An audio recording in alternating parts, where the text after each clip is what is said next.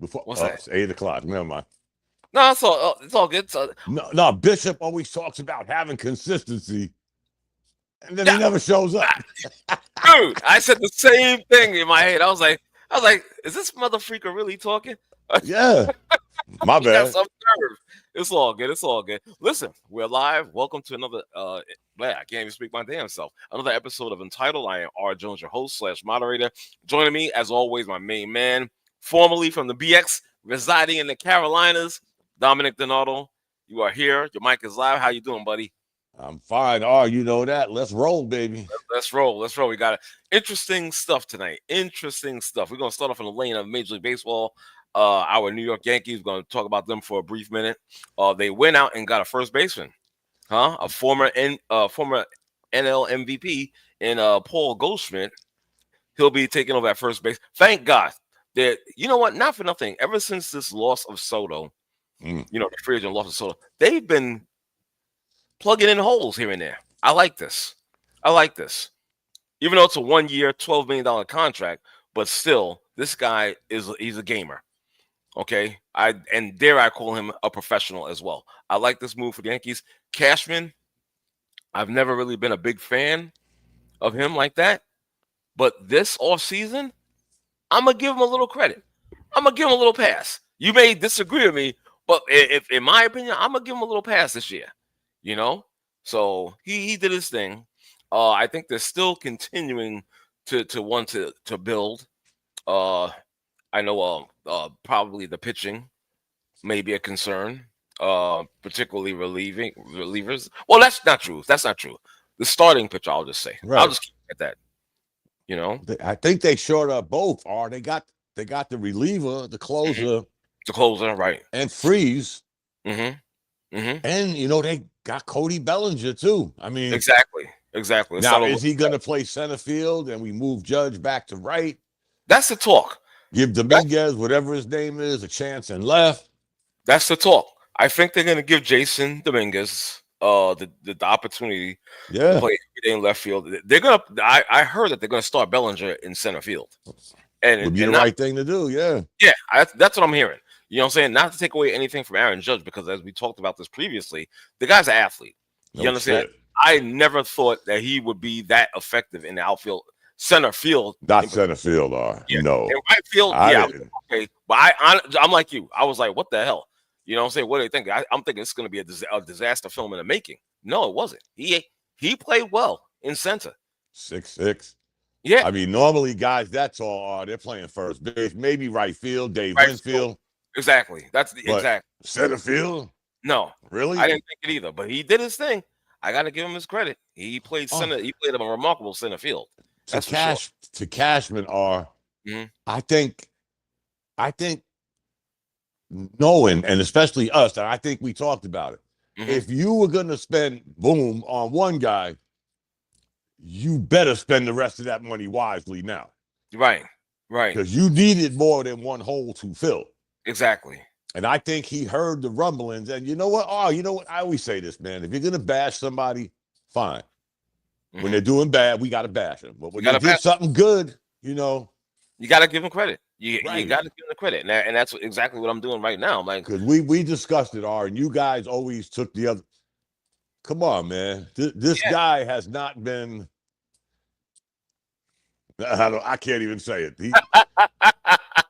He has not been what we thought a GM for the New York Yankees should be. Just to keep it real. I mean, and this guy's been a general manager for how many decades now? Has it been 3? Or is it close to 3? It's more than 20 years. Yeah, it's over 20 because they won in 20 years. He was the GM before they won in 2009, though that team was built before he got there. Right, exactly. So even if he was there in 2004, let's just say he was in the organization in 2004. That's 20 damn years. Exactly. I don't give a damn what your job was. Yeah. Come on, man. Sorry. Exactly. And and like I said, at first I was like, oh, okay. Because I was a big fan of Gene Michael. Yeah. Bob Watson. Even Bob Watson to an extent. Exactly. I was a fan. And of course, I can't leave out the manager, Buck. I can't leave out Showalter at that time. You know what I'm saying? Because they were the culture right there. You know what I'm saying? They had a clear plan and they executed it excellently, and we see the benefits of that, or the fallout from that plan. It all worked out perfectly. You know what I'm saying? So when this guy took the reins, I was like, optimistic. As a Yankee fan, I was optimistic, of course, but I had to see. We had to all see. Come on, brother. You're giving the keys to the greatest throne in sports. Yes. I don't care who you are. It could have been Rodney Jones or Dominic Donato. You have been given the keys to the greatest franchise in sports history. And I'm not saying that because I'm a Yankee fan. Right. I'm saying that historically. Yeah. Right. It's facts. You were a young man, never a GM before. Here you go, R. Handle your business. We're the New York Yankees. We know you're going to do good because we're the Yankees. We're the Yankees. Tell you what, R. We never went a decade without winning the World Series until 2010 to 2020. True. We never went a decade. Look, I'm talking 1903. Right. To 2010. Right. We won a World Series in World Series, sometimes more than one, in every decade since we were in existence. Yeah. And here you are, Brian. Yeah. Fumbling around. You're still living off of Jeter, Bernie Williams, Pettit, exactly. Posada, throw in a Clemens or this or that. Yep. Really? I mean. Yeah. Well, like you said, not too long ago, bro. Listen, he probably heard the rumblings. He was sitting down. He felt the heat. He felt the heat. He heard the rumblings and said, "Hey, I got to get this together. Take advantage of the payroll that you have. You are part of the New York Yankees, the single greatest franchise in sports history. You understand?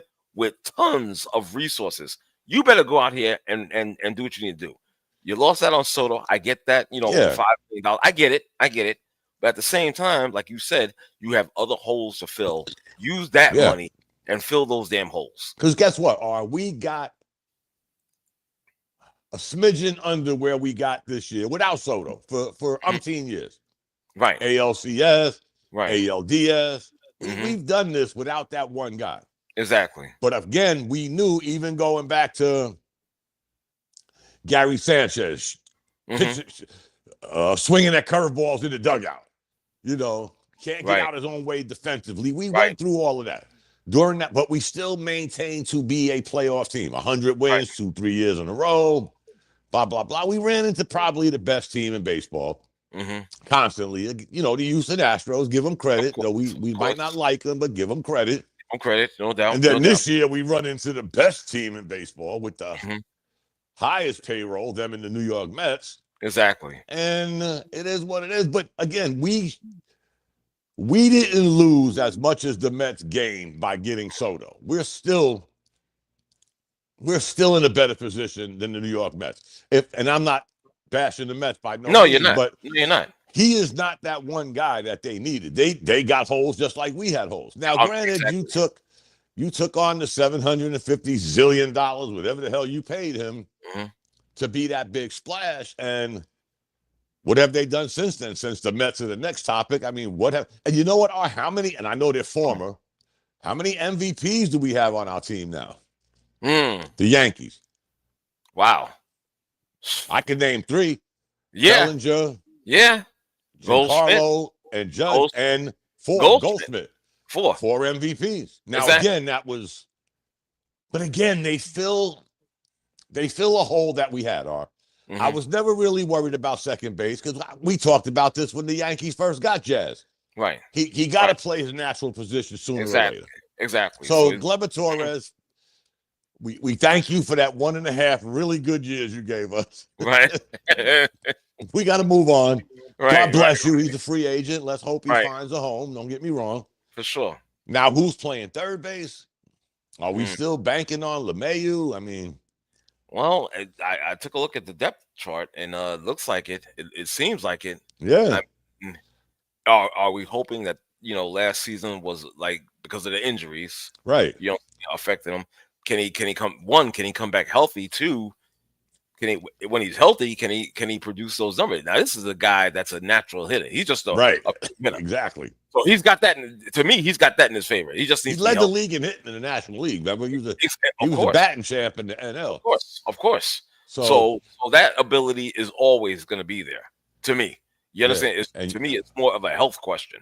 Goldschmidt, first base, a tiny upgrade from Rizzo. Okay. Don't get me wrong. He's not like a major.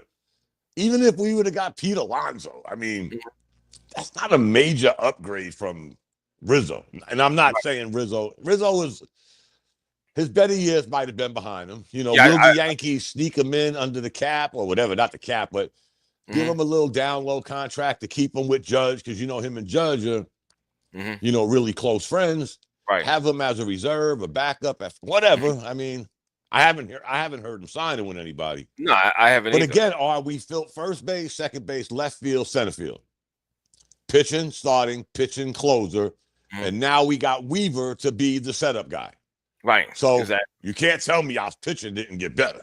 No, it did, without question. And we didn't have to give up Gil, however you say his name. Yeah, we didn't have to give up him. We gave up Nestor, but I mean, come on, he's another one. He was like Color Me Bad, one hit wonder, Exactly. I'm just saying. Nah, you're talking facts. That's exactly but look what we kept, That's the key to me. We still got Judge. We still got Gill. We still got Cole. We got Freeze. We got a closer. We got Weaver. Yeah. Goldschmidt at first. My concern is, what's that? Third base. Is it going to be LeMahieu, or the Yankees going to switch horses in the middle of the race? Let Jazz continue to play third, and bring in. Will second base be an easier fill? I don't know. That's that. Yeah, that's. You got a shortstop. You got Volpe. So right. Yeah, they did pretty good. They did pretty good. Not gonna lie. Supposedly the best piece, but oh my God, look at this. Look at this. In a bowling alley? Nah, he better not be bowling tonight after that text message. No, man, I'm not even going. I ain't even going to tell you what happened to me, but whatever. I'm real quick. Hey, with the time I have, I got forced 12-8 tonight. Go figure. You got what? You got what? Forced 12-8. I got to work the overnight shift tonight. Oh my God! What the? Oh jeez! I thought you were retiring, man. Jesus. I don't know, Don. The way it's going, I think it can't come soon enough. Oh my Lord! Lord have mercy. I'm gonna help you move. Shit. I'm gonna meet you on the highway. Hold on. I see he's in the holiday spirit. What's up with that beard, bro? You becoming? I'm going to let it rock until about December 31st, and then it's gone. Okay. I said, what is that on his face? Dirt. Hey, can I ask you a question off of Sports, Reg? Go ahead. What is a guy with your job? What do you do from 12 to 8?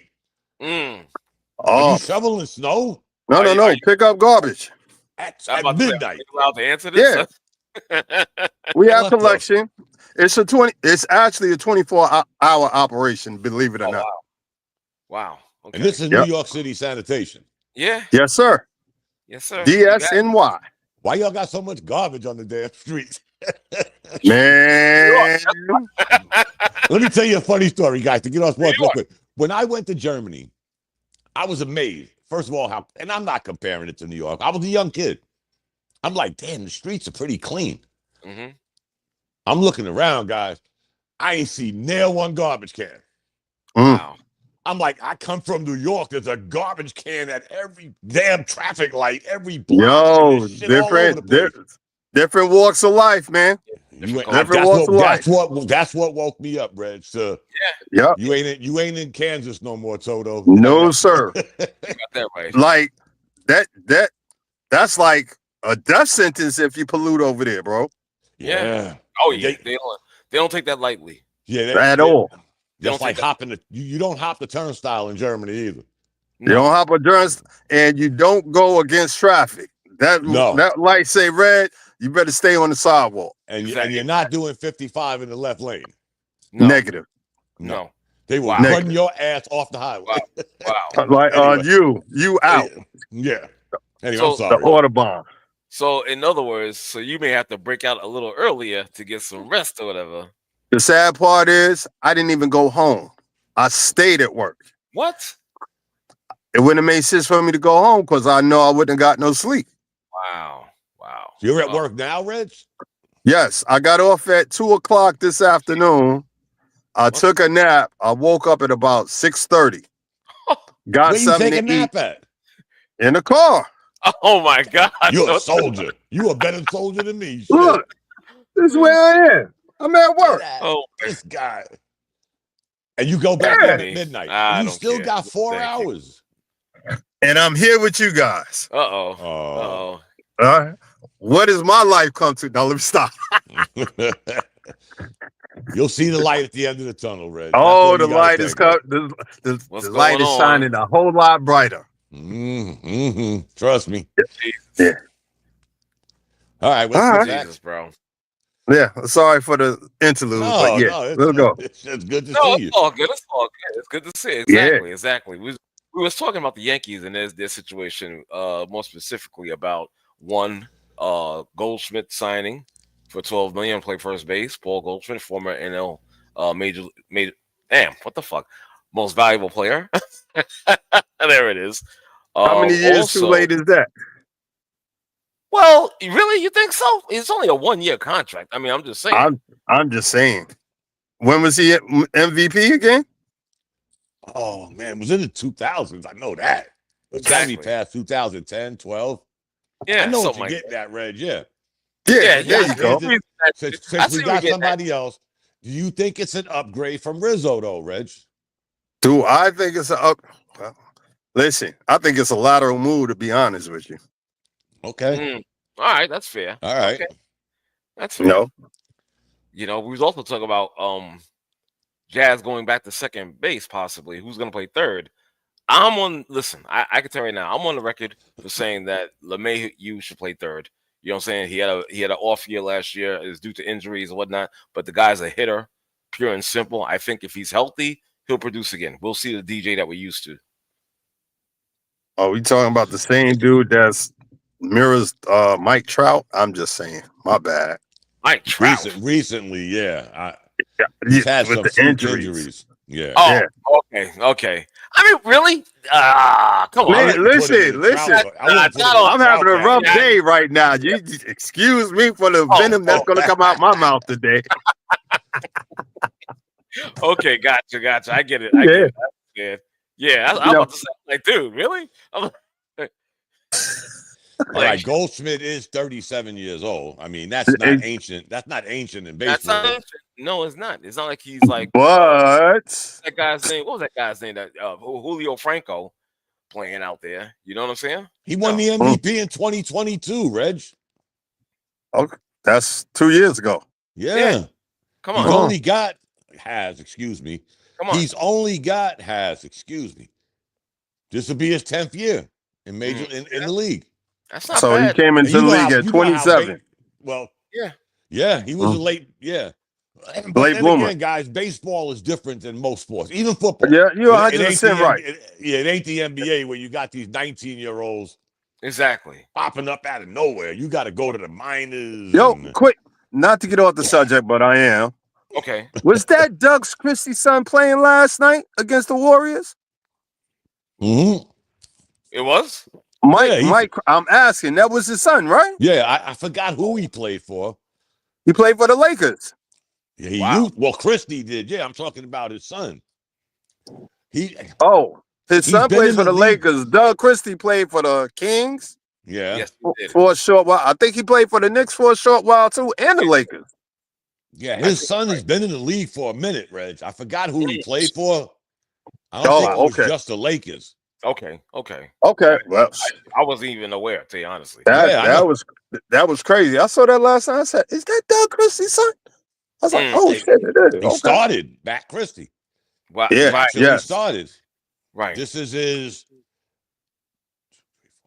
fifth year. Okay. Yeah, He's been with the Lakers this whole time too. Wow. Oh, yeah. Beautiful. Okay. I mean, his dad was a good guy, good role player. He was yeah. Good role player. I mean, he was allegedly supposed to be a defensive stalwart. Right. Allegedly with Sacramento. Right. Yeah. I put him in the same boat as the Blabbermouth, Mac Barnes, and You going to lump all the light-skinned guys together? That's what we're doing tonight? Christy's a light-skinned guy. No, I'm just saying he fits that kind of mold, Yes, these guys have made a pay dirt with podcasts, but let's not forget, we remember who they were. At right. least I I think he played for Pepperdine, if I'm not mistaken. Who, Christy? Yes. Yeah. Yeah, I don't know. I didn't. Well, I'm gonna tell you this. You know what I remember him for? Honestly, his wife being on one of those reality shows. Yeah, and she was clowning him. He looked like a clown. Yeah, nationwide on TV. Okay, that's memorable for me. That's all I remember from him. I don't remember really producing on the court at that level. But what's sad is I remember you from their reality show. And Matt Barnes. Yeah. Remember? So there you go. That's what they became reality. Forgive me, I hate reality TV, but even they became reality stars. Right. Do y'all remember? Okay, we're going to get back on subject, but y'all remember the show Charlie Brown? The cartoon Charlie Brown? Oh, yeah. Oh, okay. I thought you were throwing Peanuts, a curveball. right. Yeah. Remember the teacher? That's all I got from the stupid ass shows, bro. Yeah. It's like, what are we talking about? For the life of me, I could not understand what was going on. I was sitting there watching it, and all I heard was Charlie Brown's teacher. Womp, womp, womp, womp, womp, womp. That's all I heard. Reg, I did a thesis in college. Sad. And I picked reality TV. They gave us different subjects. It was like a minor course. We was talking about film producing, record producing. 75% of the households in America watch reality TV. There is not a country on earth that has that high of a viewership. On earth, guys, earth. And you can imagine what people around the world were saying. Look at these idiots watching this bullshit. And I did like a 3,100 word thesis on this shit. And as I'm studying it, I'm like, if I ever see my wife watching, I got an A minus. Okay, all right. I said if I ever catch my wife watching this shit again, I'm gonna lose my mind. Dude. Because we would never reality watchers, but first of all, 75% of U.S. households watch reality TV. Why is Real Housewives still on? Thank you. Yeah. Bro. How many basketball wives too? I mean, Shawnee did good, but goddamn, enough's enough. Yeah, thank you. It's like I could top that. How is it 40 seasons of Survivor? Longest running show on television. I think are the Simpsons doing repeats yet? No, I think the Simpsons got them beat. Yeah, I think the Simpsons and then Survivor. 40 years of Survivor. Ridiculous. Is it really? It's been 40 years? I thought it was 20 something, but nah, I think it's 40. Survivor didn't come on when I was 15, bro. Bro, you know what? Maybe I'm incorrect, but I'm gonna check right now. So please do. I'm gonna check right now. I'm gonna check right and now. I know that came on channel 2, right? It's it there, and it's still it. How long has Survivor? 2000. 2000, right? That's what it is? Yeah, 24 years. 24. Okay, I'm about to say 40. Still too long. No, actually. What made me think about that, because I remember not long ago they were having their like 20th year, whatever you want to, if it's an anniversary. Yeah. You know what it says? The American version of the reality TV show Survivor has been on air since May 31st, 2000, making it 47 years old as of November 2024. I guess they do 2 seasons in a year. Right, yeah. It has a different it has years and seasons. So they might have had like 2 seasons in a year, a couple of times actually. Right. Yes. Yeah. So I can see that. 24 years. But you know what? Real Housewives, you can't even say this shit no more. It's Real Housewives of Brooklyn, Queens, Manhattan, the Bronx. They got so many of these shits now. Well, it's a franchise. It's a friend. Yeah. You know, and as a brother, it's embarrassing for me to see like the basketball wives, to see Love and Hip.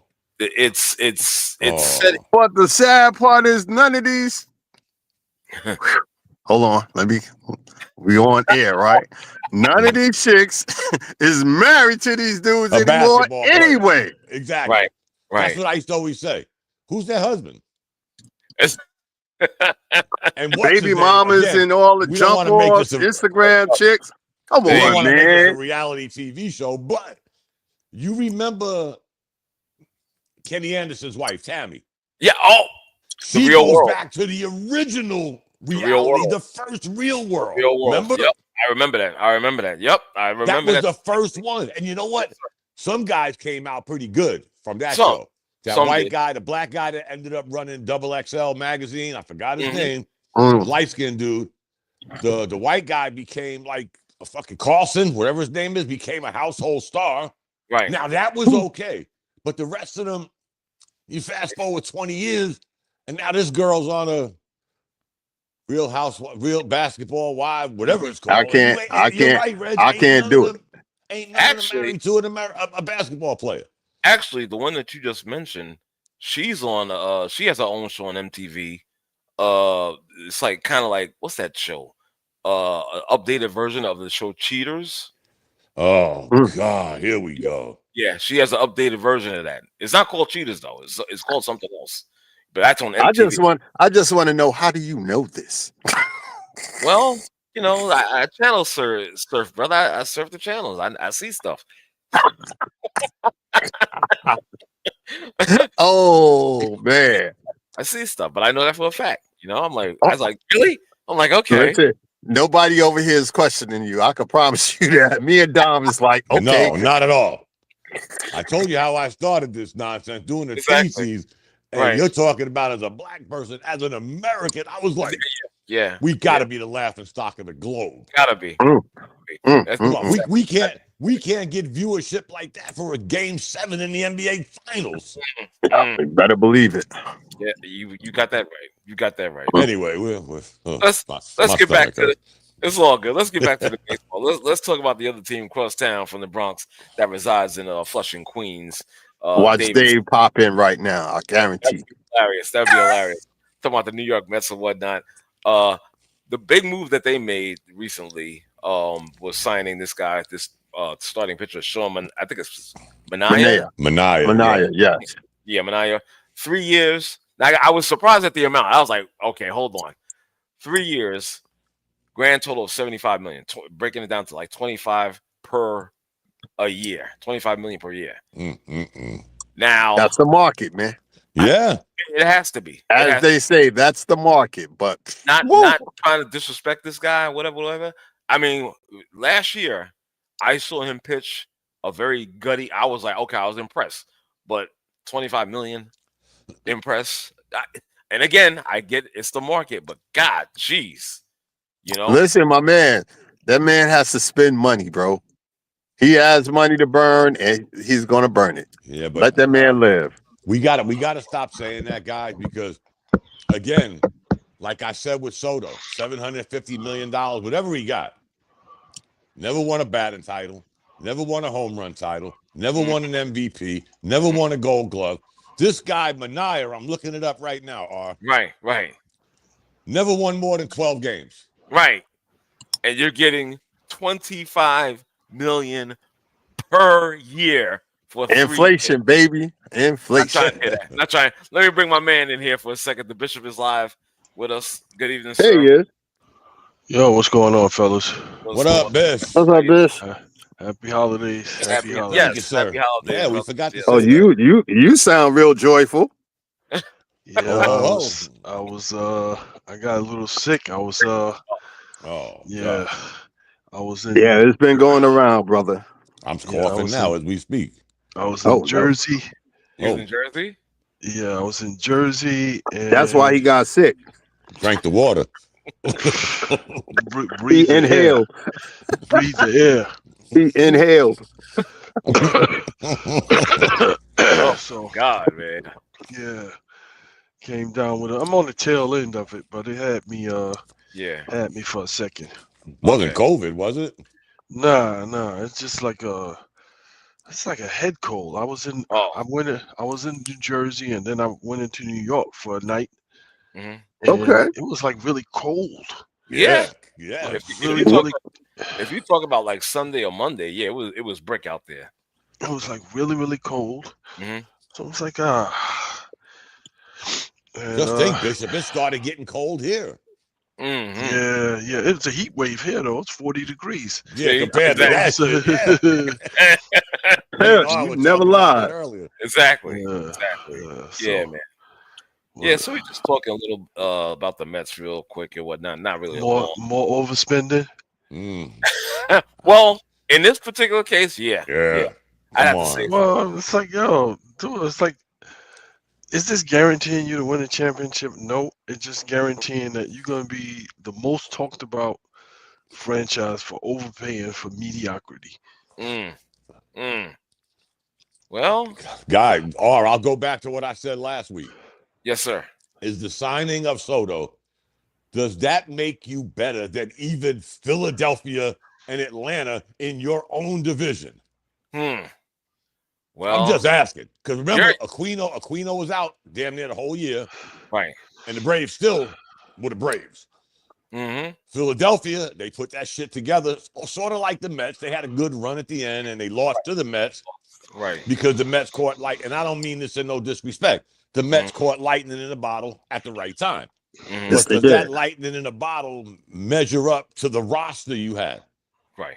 I don't. And this guy, we just went over. This dude never won more than 12 games. Exactly. He's getting $25 million a year. Bishop is right. We're just going to spend money and hope we hit pay dirt. Right. Yeah, pretty much. And the bottom line is, guys, like I said, are they better than Philly or are they better than Atlanta? I ain't saying the National League. I just said the three damn teams in your division. Exactly. Well, you know what some people are going to say? Well, they have the money, they're spending the money, and the Yankees are just jealous. Yankees fans are just jealous. You missed the first part of the show, Bishop, where we talked about the Yankees and the holes they actually filled. Right. Yeah. Exactly. After the Soto quote unquote debacle in Yankees. Was it really a debacle? Well, I'm just saying. not to me, no. And that's not a bitter beer faced Yankee fan. No, not at all.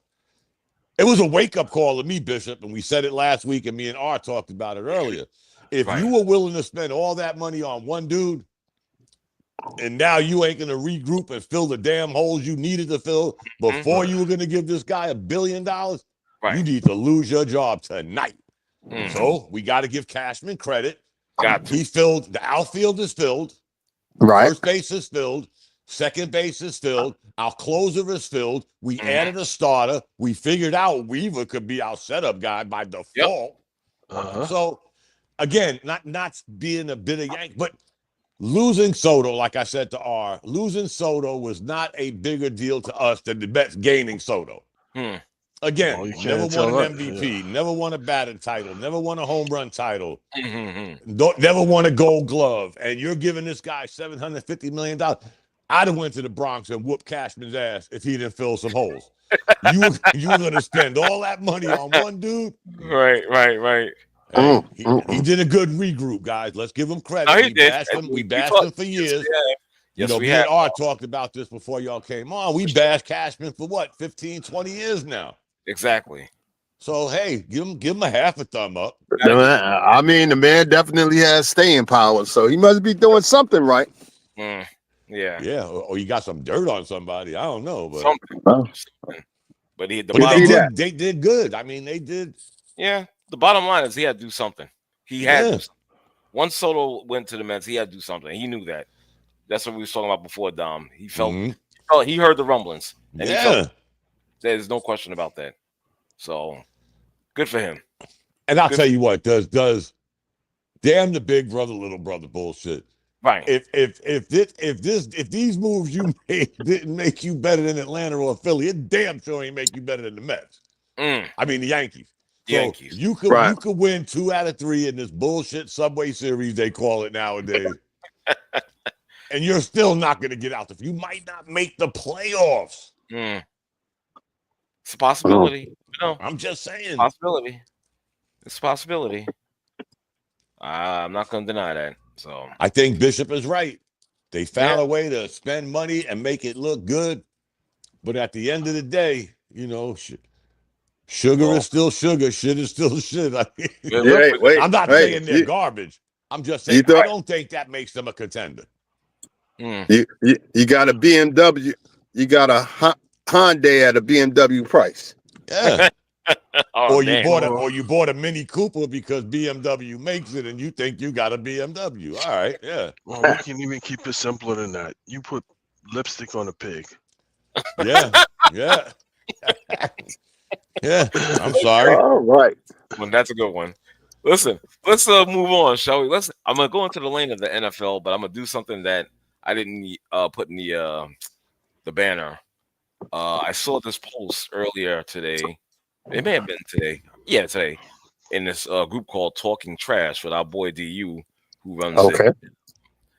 Yeah, talking about Josh Allen and Lamar Jackson. Mm-hmm. And we even talked about that briefly on our group chat. And I was looking at the stats, man. Yo, I didn't realize Lamar is like one touchdown pass away from 40 in a season. He's having a really good year statistically. And Dom, you said something in response to that. He's doing more with less, which is true. Allen. Josh Allen, which is very true. Wow, this is a tough one for me, man. I can't even lie, because as a former Bills fan, and you know how I feel about Josh Allen back then.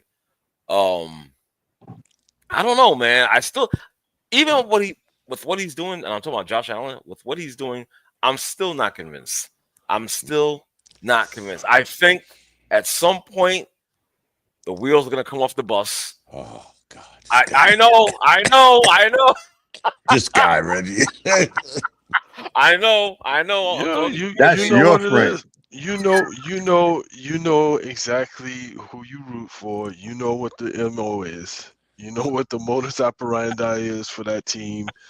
So yeah, if you being realistic, I'm with you on that.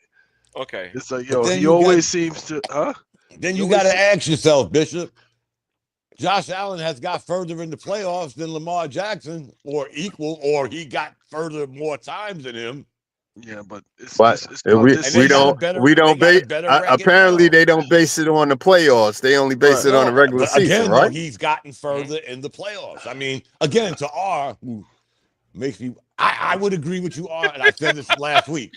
Except it just seems something a little different this year, man. Like, I don't know. He got rid of the gunslinger mentality. He don't got 20 interceptions. He's not forcing the ball. And again, guys, honestly, my pick is Saquon Barkley. Fuck both of them. I'm tired of it. Are you 100%? I'm in 100% agreement with you on that one. I'm not mad at that. Come on now. This guy's about to break the rushing record. But that means nothing anymore. It's sort of like basketball. Nobody had a triple-double in 59 years. Russell Westbrook does it 3 times, and now a triple-double don't mean nothing. Okay. All right. My bad. When's the last time? I think we discussed it. Who was it? Adrian Peterson? Got close? Last running back to win the MVP? I think it was AP. Yeah, I think it was Adrian Peterson. And mind you, this is the year that they devalued the running back, and look at what this guy is doing. Not the running back. They devalue that running back. Well, and look what he's doing. Listen.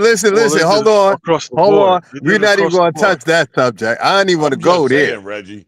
Listen, I understand, but there's a certain stench that reeks in that organization when it comes to. Oh, we're gonna get to that in a minute. We're gonna get to you know who, but I'm gonna leave it pathetic. there. It's a family show. Again, I gotta take off my one. Saquon Barkley's from the Bronx. He went to Penn State. I took that aside. I'm not even going that route no more. This dude's on the verge of getting over 2,105 yards. 100%. Come on, guys. Really? 100%. We can't keep saying this shit. Running back. Are the Eagles where they're at without him? No, absolutely not. No way. Absolutely not. Want to hear something crazy? What's that? So I was on vacation and there was a bunch of Eagles fans. Like they had on, they're fanatics. Like they had on all of the jerseys, hats, scarves, jackets, everything. I was like, it was like the whole family, right? Even the mom and pops, everybody. And I was like, looking, and everything. I kept looking, and I just got this feeling, like this uncomfortable feeling. So when I was one of the dudes said, "Hey, what's up?" and I was like, "Yeah, you're welcome." And he was like, "What?" He didn't catch that, did he? I was like, "Yo, you welcome." He was like, "What you mean?" I was like, "Yeah, for Saquon." Oh, he's like, "Yo, you a Giants fan?" Yo, y'all did us righteous, yo. Y'all did us righteous. He's like, yo. I'm like, man. He's like, yo, I don't know how y'all let that happen, but good looking out. Right. He's like, yo, good looking out. Yo, can I get you a drink? Trust me, it wasn't us. It wasn't us. No, it wasn't us. I was like, yo, dude, like crazy, man. It's just, so you wasted all of this time, money, following behind Danny Dimes. You paid this dude when you shouldn't have. You devalued Saquon Barkley when you should have been valuing him. And I think at a certain point, after I step back and I try to rationalize this stuff in my head, even when it doesn't make sense. Maybe they knew that they were going to be making this move to lose games. So they didn't want Saquon here because he would have helped us win games. And we got the worst record in the league right now. We worse than the Panthers. Number one pick. I'm one pick right now. We worse than the Panthers right now. And I was like, I didn't even think that was possible. Yep. And even the Panthers quarterback is showing promise. Exactly. Last few games. I'm like, how about that? Yep. In the second season. You know what? Yeah. I'm gonna put something out there. It's gonna sound this is gonna sound horrible. This is gonna be bad. But anyway, I'm gonna do it anyway because I really wondered about the Giants and the ownership. When like with Saquon Barkley. Let me just put this another way. When was the last player of color been They're racist? They're racist. Okay, so you see where I was going. So you can see how I was going. You can see where I was going. Racist. That's what. That's why they can't win. Like they refuse to get a new age quarterback. They refuse, and it's like all the teams that are successful, all the teams that are making noise, have quarterbacks who are mobile, have quarterbacks of color, have quarterbacks who can do a lot of different things. Right. Yes, sir. Tom Brady was the last of those type of guys that could just sit back in the pocket and pick people off. He's the last of those guys. What's the name is sitting back in the pocket because he's hurt a lot of the time. Kansas City, quarterback from Kansas City, but even he's kind of mobile. Yeah. So it's like, but he's hurt. But all the quarterbacks that are making any kind of noise are mobile and of color. Exactly. If you want to win, and the Giants refuse. They refuse. So I think that had a lot to do with why Saquon is in here as well. You don't want to pay him. And maybe I'm wrong. I'm just saying. Nope, I don't disagree. But they didn't even put it out there that they were even trying to keep him. Nope. We knew it. When what offer did the Giants give him? I'll take minimum. 0 for 100, Alex. Yeah. Right. They didn't give him a damn offer. Matter of fact, if I'm not mistaken, guys, because it was over a year ago, he didn't even talk to nobody other than Philly. He went right to the Eagles, didn't he? First offer, I'm gone. Well, because he knew they weren't going to pay him. Right. He knew the Giants weren't going to pay him. They made that clear. You talk about, man, there couldn't be no better irony than he has loyalty to Pennsylvania. Yeah, because that's where he grew up. He left the Bronx, went to Allentown, that area, went to Penn State, and now he's playing for Philadelphia. Really? It's like a dream come true for him. Not mad at him. Not mad at him. It's like a hand in a glove. It's such a perfect fit. Perfect fit. I'm like, he doing stuff like he wouldn't have been able to do that with the Giants. No. The stuff that he's doing now, he wouldn't have been able to do that with the Giants. Guys, well, we saw that. How many times have we talked about the Giants' offensive line? Oh, guys, we've been friends long enough. When they drafted Saquon Barkley, I said, I hope he can survive playing for the Giants. Yes. Why did they draft him? I keep saying that shit. Why did they draft my boy? He's gonna die on the Giants. And you know what? He was the best thing available, bro. And he still put up 1,000 yards twice on the Giants. Exactly. With no quarterback. No offensive line, no wide receiver. That right there says a hell of a lot. And remember, this kid was running back punts in Penn State. Exactly. Really? Yeah. Now, remember, I was in PA. He grew up in Whitehall Township. He grew up in Whitehall Township, which is probably an hour from downtown Philly. Okay. So, yes, he was born in New York, got a chance to play for his home team. I don't think he was ever a Giants fan. I think he was always an Eagles fan to begin with, growing up. Right. Probably. Yeah, so his loyalty wasn't to New York City. I mean, he was a kid when his family left the Bronx. And again, he went to high school in Philly, went to college, Pennsylvania, went to college in Pennsylvania. And here you are with, what do they got? Do they have the best record in the NFC? Do they? The Eagles. I'm going to look it up. Go ahead. I'm sorry. I think they do, guys. I think so. It would be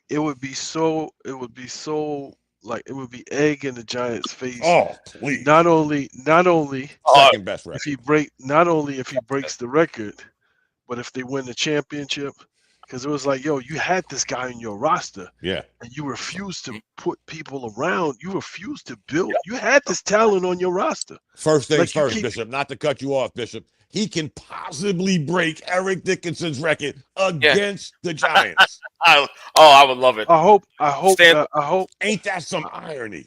I hope that he gets the 130 yards, and then he needs like the 137 or whatever it is. He gets half in this first game, and then they play the Giants last. Yeah. And then he blows the Giants out for like 200 and something yards. He needs 267. Right. But didn't they play the Giants already? Yeah. He ran for 200 yards that time. Yeah, that's right. He's showing up there. Yeah, but I'm saying this next game that they play, they keep him easy. He run for about 140. And then when they play the Giants, he run for like 200 and something again. If they even play him. That's another thing. If they win this week, and hypothetically, the Detroit loses. If Philly wins, Detroit loses, they'll have the same record. So going into the last game, now he may play longer to secure home field advantage throughout the NFC. Yeah, because they're one game behind Detroit. They got one more loss than Detroit. The football gods ain't gonna let the Giants get away with that with unscathed. Well, and you know what? Here's another part of the irony: they're gonna be playing in Philly when he breaks the record against the Giants. Oh, that would be sweet. But you know what, Giant fans, and forgive me, guys. I know I'm a Jet fan. I can't talk much myself. I'm a Giants fan, but they got a lot of shit with them Giant fans. You know, it's sort of like Barkley. We're gonna get the #1 pick, and what are you gonna do with it? Nothing. Exactly. Yeah, let's talk about that shit in April, whenever they do the draft. Exactly. Yeah, let's talk about that then. But you gave up Saquon Barkley. You can't get no get out of jail free card, guys. I'm sorry. I don't give a shit where you thought you were going as a franchise. Right. You don't get no get out of jail free card with that one. Nah. So you know that they realized that they made a huge mistake when they basically in the middle of the season just say, yo, you know what? Yeah, we done with this dude. Like, let's just move on, and we don't care how he feels about it. They're talking about, he came and he talked to management, this and that. They were happy to get rid of that dude. It's like, yo, dude, 6 seasons, and you haven't shown us that you're good at anything in 6 seasons. What was he good at? Well, Minnesota better pray Sam Darnold don't get hurt. He's on a practice squad. He on a practice squad. What is that? So you go from being a starting quarterback to being on a practice squad? Well, at least he's well paid. Yeah, well, that's the NFL for you. You know what I'm saying? That's the NFL for you. They look out for the ones that I don't know if they thought he was going to be like an Eli Manning lookalike or Man, that's who they listen to. Yeah, let's listen to Eli Manning. He knows everything. Yeah. Mr. 50%. And it's funny you guys mentioned about them having right now the position number 1 overall pick in the 2025 NFL draft. So in a mock draft, they got the Giants taking Cam Ward. Really? Who is he? That's the quarterback from Miami, the Hurricanes, I believe, the Miami Hurricanes. What's his nationality? He's black. That would be a first. He's black. Maybe they were finally starting to realize, you know what? If we want to be relevant in this new NFL, we gotta upgrade our personnel. Right. Who's the top offensive lineman?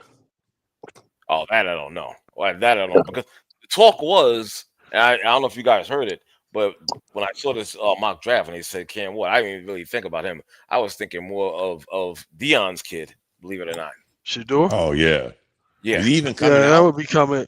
Yeah, that would be a little bit too much like then it becomes more prime time in New York and this and that. But then again, Dion might do the hostage thing like the Manning family did. Right. And dictate where we ain't playing here, we ain't playing right. I just looked up this kid. He's 22 years old. Right. So he's not immature. No. And he played 4 years. This is his 4th year, of course. Right. Man. Is anybody thinking about this Hunter kid?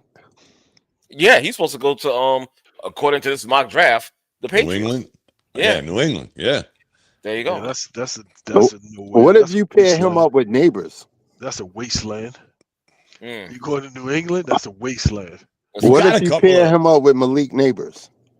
Who pairing who up with Malik Neighbors? Hunter. Well, I mean, honestly, I see him more as a cornerback and then a wide receiver. Yeah. You know what I'm saying? Not saying that he won't play, but he'll be in certain spots. You know what I'm saying? To me. You got a few teams, guys. If this shit goes south quick, can jump into that number 1 pick. Well, regardless, the first 6 players are going to a shitty team. Right. Let's just keep it a buck. Giants, Vegas, Cleveland. Tennessee, Carolina. At least Carolina got 4 wins. Right. I mean, you're right. But where's the Jets in this? They got 5 wins, I think, or 4. Yeah, the Jets need a quarterback. Yeah, they sure do. Let's see the Jets. Yeah, the Jets got 4 wins. I want to talk about that. Last week, we're talking about the draft. I sat down and watched this movie from beginning to end. Draft day. Okay. Draft day. I was like, that shit was crazy. I said, you think the Giants got that shit in them? Hell no. They don't have the balls to do what that dude did. That shit was amazing. Here's the good thing about the NFL, guys, how it's changed. I don't think nobody's afraid to draft a quarterback high anymore. And I don't think a lot of teams are doing that. Hey, we're going to let you learn for 5 years, and now you're 51 years old becoming a starter. I think, and rightfully so. I mein, it kind of hurt the guy here in Carolina.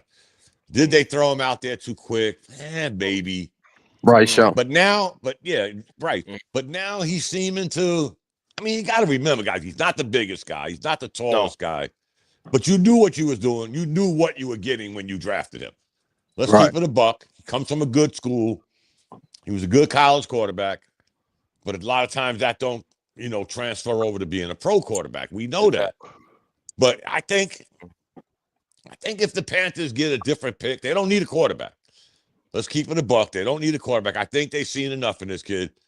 Though 6 weeks ago, they were ready to draft a quarterback. Right. Maybe now they've, turned the corner with this kid. But the other teams, the Giants, the Jets, New England, even maybe Cleveland. I mean, what's the longevity of Watson? You know, is he even going to come back? If he does, you know, there's a lot of teams that need a quarterback, guys, and they need him now. So this sitting the kid like Aaron Rodgers sitting behind Brett Favre, and them days are over, guys. These guys are getting thrown into the fire. Quick. It killed that kid on the Knicks. I mean the Knicks, the Jets, Wilson. It killed him. He wasn't ready for it. That's it. I don't know where he's at, but yeah, it killed him. He'll never be a starting quarterback in the NFL again. I think Deshaun Watson is done myself. Me too. And Cleveland's going to have probably the second, third, fourth pick. I don't even know who the quarterback is in Vegas. Ain't it? What's his name? Carr? No, Carr is down in New Orleans. That's right. Yeah. Aiden O'Connell, I think. So they need a quarterback. Yeah. Well, I'm gonna throw somebody out there that I talked about and whatnot in our group text. Kirk Cousins is unemployed. Yeah. Well, did they cut him? I don't think they cut him. No. I just think they benched him. If they did, they're gonna lose a lot of money. Yeah, a lot of money, exactly. So I'll just throw him out there. And there's talk, believe it or not, with the Jets and the Giants to an extent about them being interested. I don't know.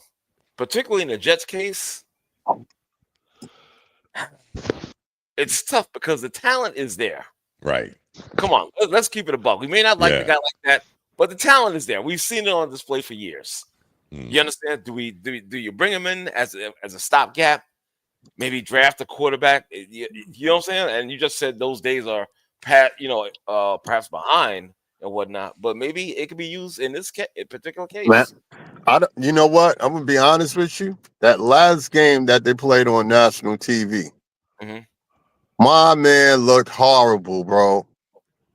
Are you talking about Cousins? Or are you talking about Cousins looked horrible. Okay. But he does that. He'll look like this one week. Right. But the thing with just saying with the Jets, they have youth at every position except quarterback. All their players are fairly young, if not real young. And I'm talking offense and defense. And most of them are homegrown. Who's the morale killer there? Who's the morale killer on the Jets? Of course. And you know what? If they bring his ass back, I can't say I'm done. I'm going to be a Jet fan. I mean, it's that simple, but listen. You won't have high expectations. No. Cousins look so bad. Daniel Jones looked better than he did. Sorry. I'm telling you, that's how bad he looked that last game, bro. He looked bad, I'm not going that far, Reggie. Stop it. I promise you. Y'all go rewatch that game on whatever NFL shit you got. Rewatch that game and see how bad that guy looked. Okay. He looked horrible. Bro. I thought it was Daniel Jones back there. I swear to you. That's how bad he looked. Minnesota. Sam Darnold. Sam Darnold.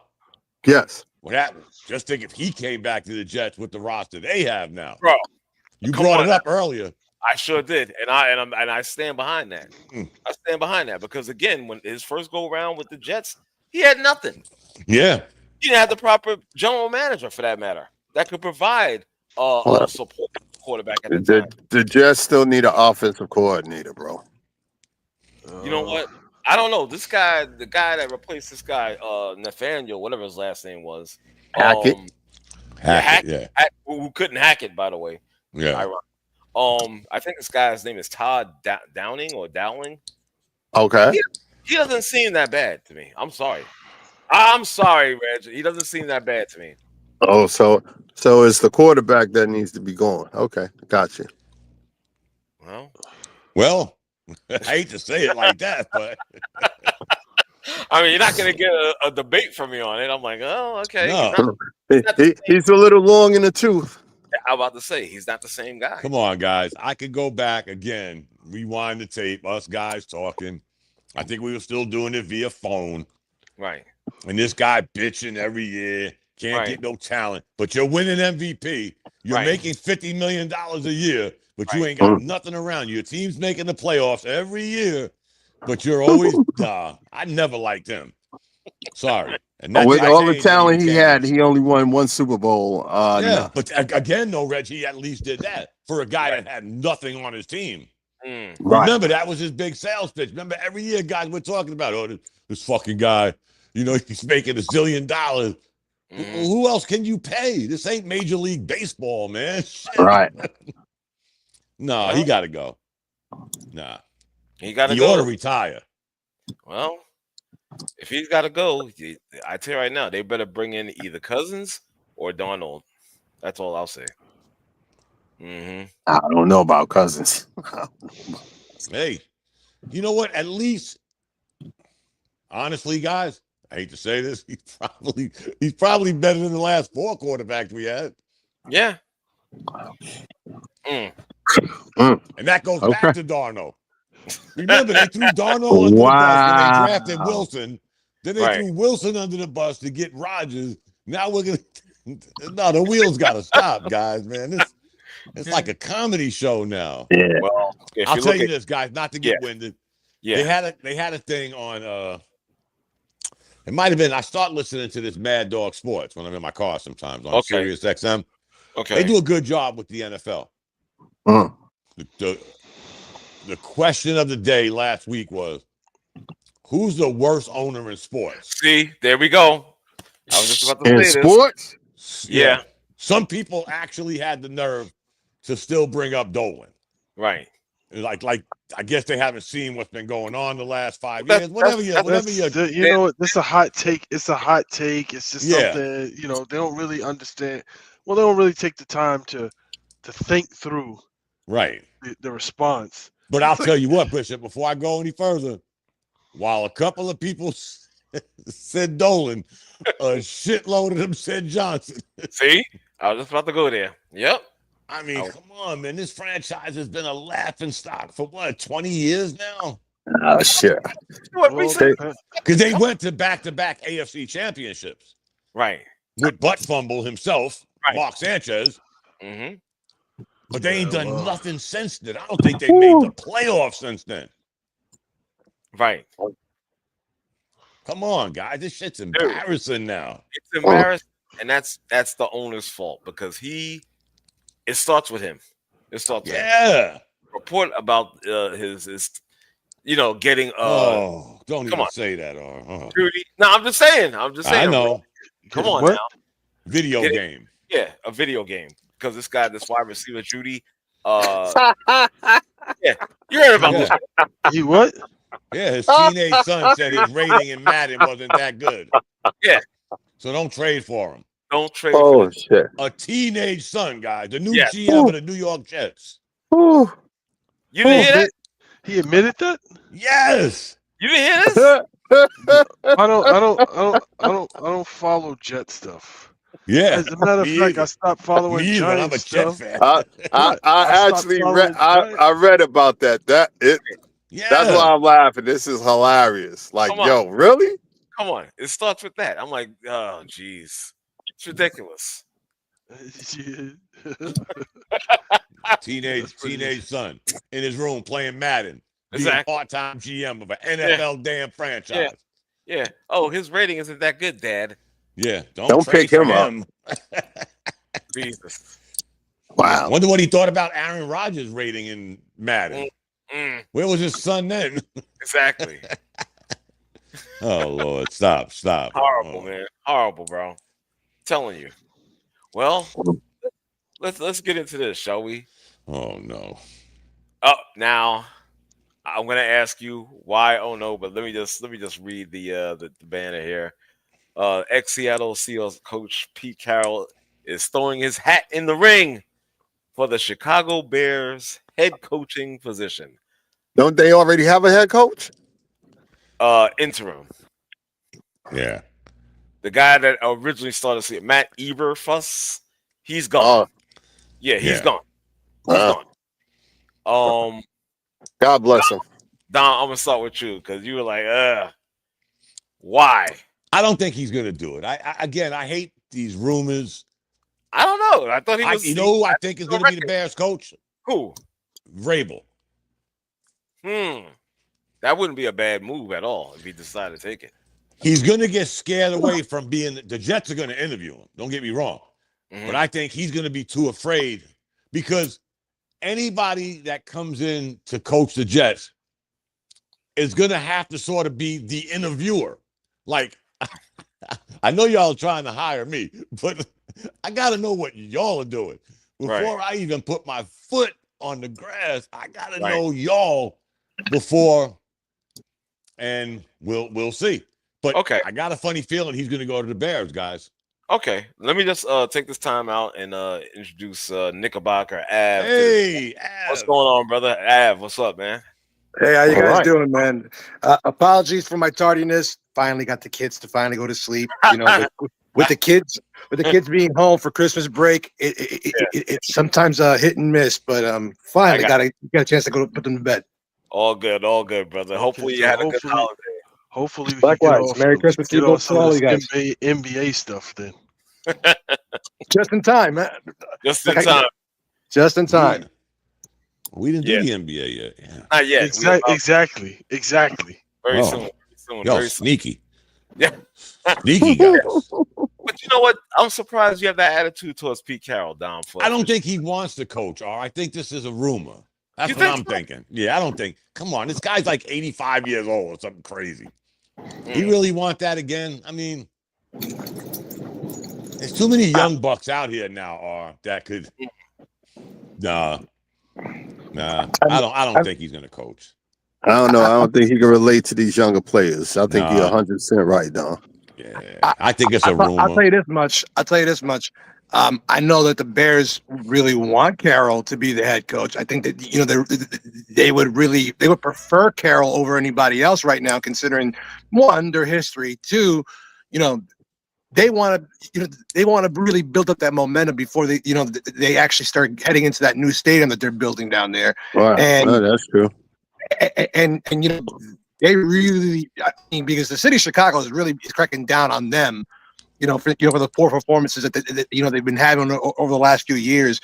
They've been begging, for Soldier Field to be renovated, to be this, to be that. They've been fighting over a new stadium forever. Now they finally are getting one. So I think that the Bears may want to go with Pete Carroll just for stability, just for somebody with a name, somebody with values, somebody with with a little bit of cachet. A dinosaur. Yeah, but Precisely. You think he's a better coach than Vrabel? I didn't say that. I'm not, and I would never claim that. But, I'm thinking Vrabel could probably relate to these younger guys better than Pete Carroll.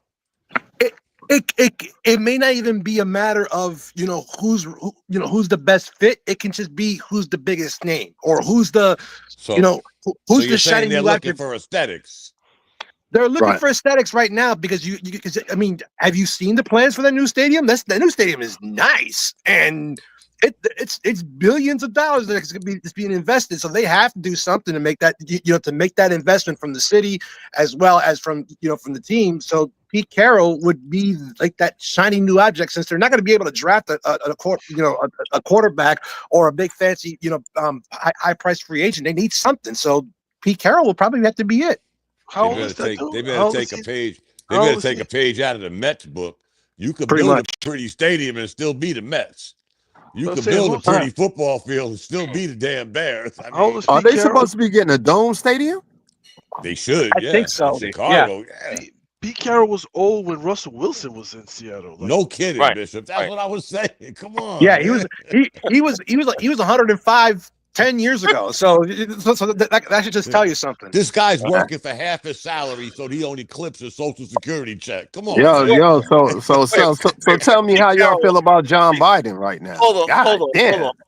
Pete Carroll is he's only 73. Only 73? Only how old are we now? Well, how old is Belichick? And he went to the college. You see where he is, right? Yeah.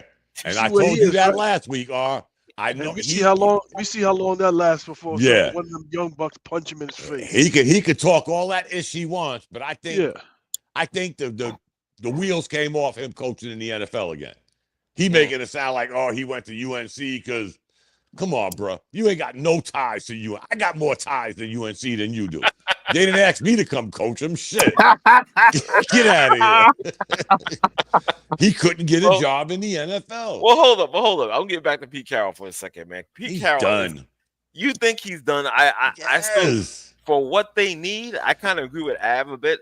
You know what I'm saying? For what they need, he's the guy. He could be the guy. The culture is big with him as well. You know oh God. Hey, I'm just spitting facts, bro. I'm just telling you what it is.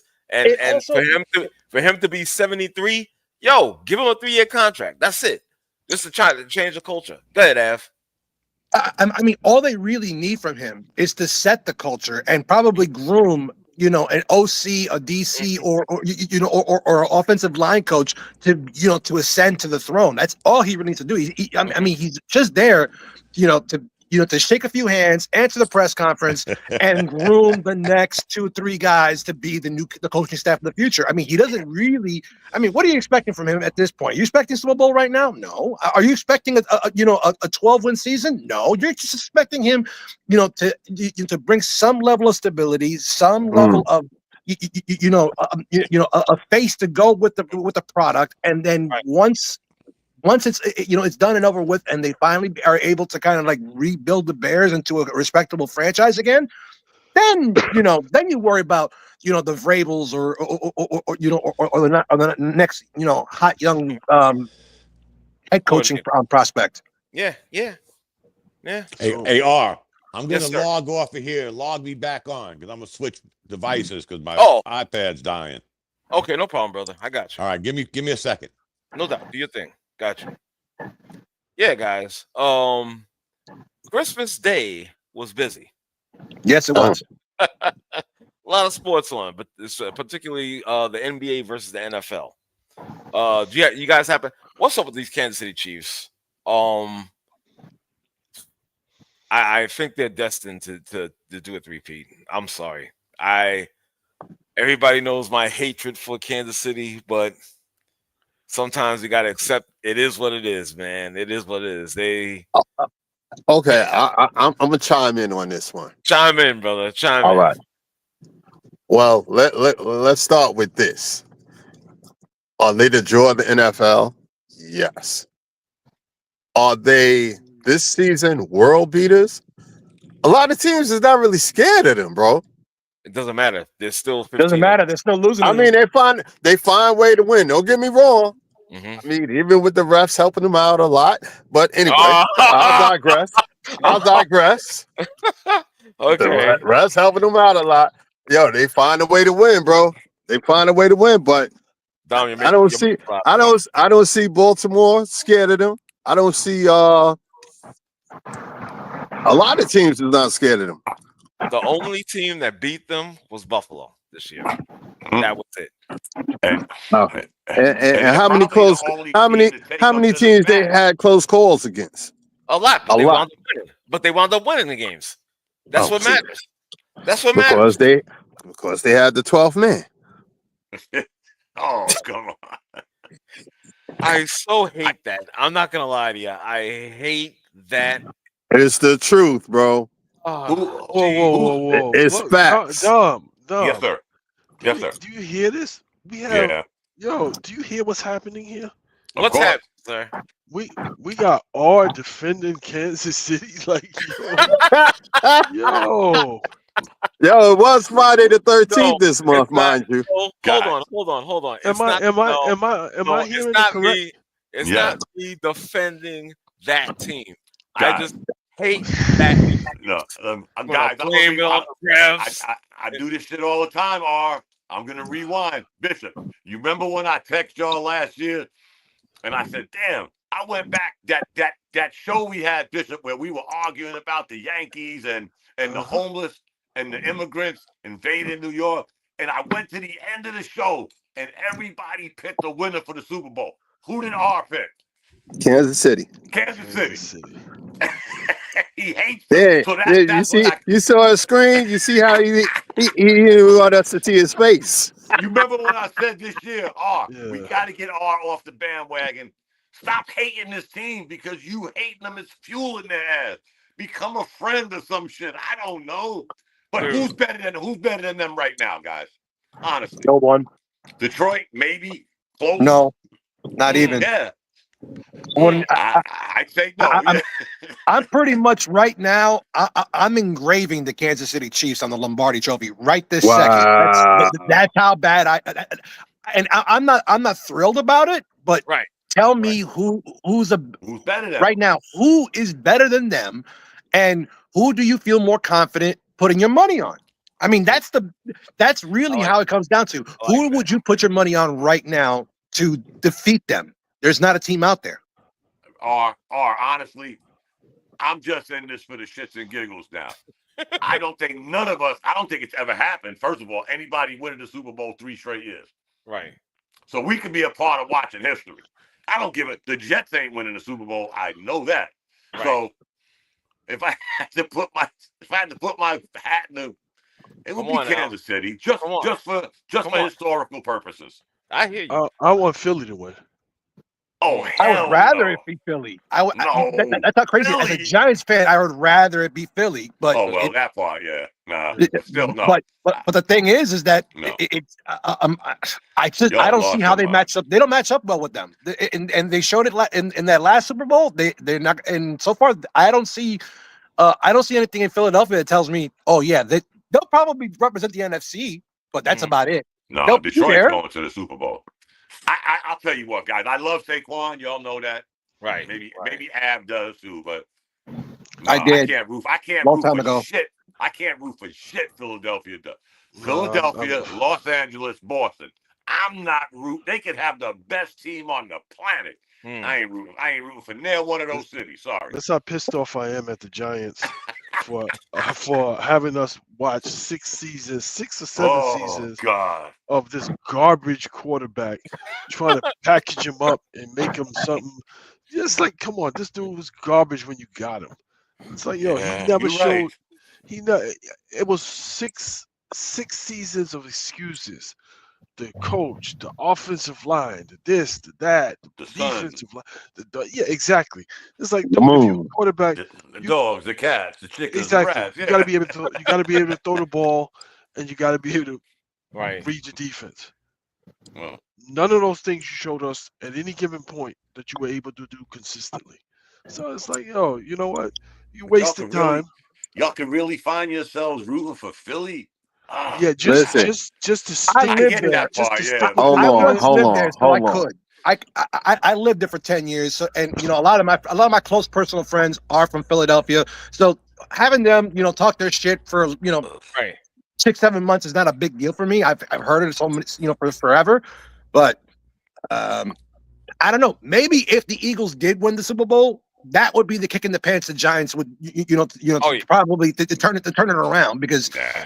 I don't know if you guys talked about the number one pick. Okay. Even if they win the Super Bowl, Reggie, how far are the Giants still going to be behind being a contender, let alone a Super Bowl contender? Hey, no, what? No, hold on. Let's just get to 500. Let's baby steps. Thank you. Yes. Let's just get to 500.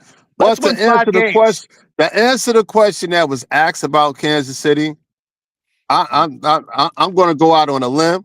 And you may agree with me, you may disagree with me, but I think Baltimore is going to take that step and knock them off. No. Really? No. Yes. Yes. I just don't see it. I thought about it, Reggie. I might want to take that bet. The way Baltimore is playing, the defense is pretty damn good too. I don't know. And then you got that big ass bruising. You got that big ass bruising running back there. So when it get cold and he hits you, hey, listen, who gonna tackle him? I think Baltimore can do it. I think this might be the year Buffalo does it. I don't see Baltimore beating them. I don't see Buffalo doing it. I'm sorry, I don't see it. I'm sorry as well. Josh Allen is going to turn into who? Josh Allen. Exactly. He's gonna pick that. He's gonna pick that Buffalo doing it until they get to the stadium. He's gonna pick that exact moment when they desperately need him to come through, and he's gonna have that moment. How you hate on Buffalo and Kansas City, dog? Yeah, man. Hey, it happens. I think it's teams with red that you just can't seem to get right with. I gotta ask Bishop because I'm getting confused again. I could do that. Bishop, what football team does R root for now? None. Oh, okay. Buffalo, Kansas City, Philly, Baltimore. Everybody but the Jets. Whoever's Detroit. winning. Yeah, Detroit. No. Yeah, he got like 8 teams. He I got have- like 8 teams. He covered all the bases. I think it's the inevitable, guys. I think Detroit and Kansas City's going to the Super Bowl. Okay. All right. I can see that. Yeah. First of all, Detroit, they really need it. I mean, They need it, but yeah. I don't see them getting past Philadelphia. I'm sorry. Oh man, I do. Their defense. Wow. That's You kind of rough, bro. You kind of rough. Woo. A little bit. You are not in the spirit at all. Nah. First of all, they're going to be playing. They're going to be playing indoors because Detroit's going to have home field advantage. Right. So, no, I think it's Detroit here. They should have won. They should have went last year, guys. They should have, and that's why I'm saying that. He had that snafu, guys. It happens. It cost him a Super Bowl appearance, but I'll tell you what, guys, he's a great coach. He got a good young team that follows the leader to the hill. I've liked that coach since they hired him. Oh God, yes. Man, he turned that whole city around. Exactly. Because even that first year when they was losing games, they was in every single game. Exactly. Yeah. Every single game. Hey, what up, though? All right. They gotta make it, man. Come on. We'll see. But again, Kansas City, we might be watching three-peat. Yeah, I see a three-peat. Yeah, I want to see it. I'm putting my money on a three-peat, and I hear you. I mean, I'm not happy about it. Don't get me wrong. I'm not happy about it, but I just don't see it. Then we all gonna be graced. We all gonna be graced with R showing up for the show with a Kansas City hat on. Right. Yo, I got a whole collection of hats. I don't just You're not gonna see that. Stop. Mm-hmm. And then we're gonna bring who I call Craig, y'all call Shamik. He's gonna catch R's hat and start losing his damn mind. What hat's he wearing now? Shit. Listen, man. Oh, he must be working tonight because I texted him. He must be working night. Yeah, okay. It was classic when he said. Just for that, I'll probably boycott the color red. I won't wear red for a whole month just because of that. Yeah, his background is gonna be red. Yeah, it's like, it's a classic. I'm gonna buy me a Kansas City. I like that color. Never mind this guy Bishop talking, man. He's a hater, man. That's all. I know. No. I know how Bishop is. I'm familiar with Bishop. He be on my show and we're talking shit. It's all good. Okay, no, I know the other dude, like the other guy, was like, "Yo, how you talking about the Knicks with like a Brooklyn Nets hat on?" It's like, yo, dude. Oh yeah, Steve. He's like, "Yo, something about this is not right. Something about this is not settling right with me." Yeah. It's like, yo, he said what I was thinking. Damn bar. It's time for you to take some type of medicine, bro. No, I'm good. Jeez. NBA. Oh. NBA. Here you go, man. How about those Knicks?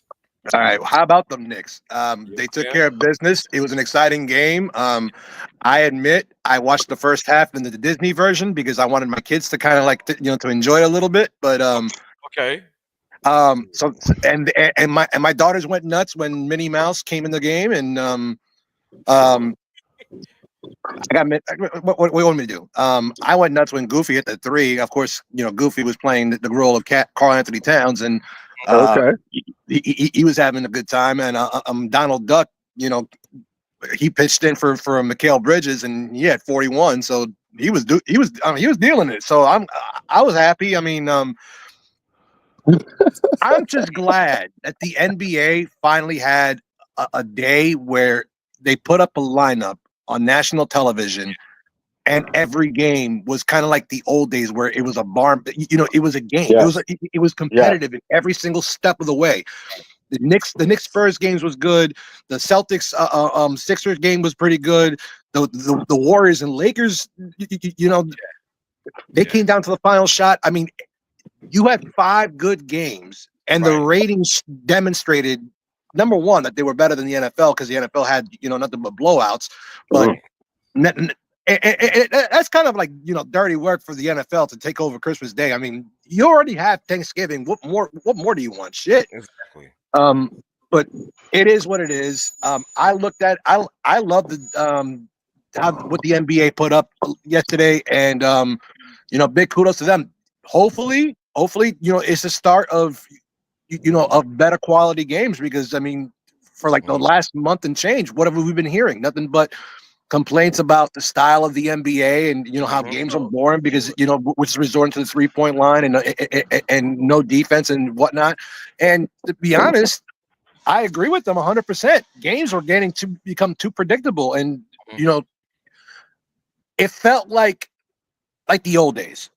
It felt like every weekend when when it was a Saturday or Sunday game, the NBA on NBC, and every game was pretty much competitive. You very rarely saw a blowout unless it was like the Jordan Bulls and they were blowing somebody out. But it was just a great time. It was and kudos to the NBA. It's a great night. So when you hear these things about the NBA, too much threes, this and that, the reason why they started shooting more threes is because they were complaining that it wasn't enough offense. The scores were too low, and so forth and so on. So they wanted the game to be free flowing and this and that. The same people who are complaining about the lack of offense are the same people complaining about there's too many threes being shot. And you know who that is? It's the media who keeps recycling these stories. Like they keep saying, okay, well, why is the ball not moving? Why is the offense not fluid? This and that. Now they're attacking how long the games are taking. So the game should only take 2 hours. It's taking 2 hours and 22 minutes and all kind of craziness. Or why is the defender allowed to touch the offensive player? Now they're saying, okay, well, now the defender's at a disadvantage. They only changed the rules because you guys kept populating stories talking about the offensive player doesn't have freedom of motion, so they changed the rules so you can't touch the offensive player. So it's the same people complaining. It's like, just play how you playing. I don't care about the 3-pointer, whatever it is. Just play the game how you playing it, and whoever wants to watch will watch. Whoever doesn't won't. You're not going to be able to satisfy everybody, and keep it moving. I don't want it to go back to the 80s where it was like it was fighting, wrestling, and so forth and so on. It's like that wasn't. It was basketball. But it's like, it could be so much more. You're seeing so much more talent from these players now than you did back then. And it's like, not to say that those players weren't talented, but it's like, when the playoffs, you spend half of the game with the referee free throw shooting in the playoffs, free throw shooting. Right. Yes. Now you're actually seeing guys with their skill and their skill set actually doing stuff that you would normally not see. And that's exciting to me. While the individual talent might have gotten better, we really got to sometimes address the elephant in the room. Let's just take the All-Star game, for example.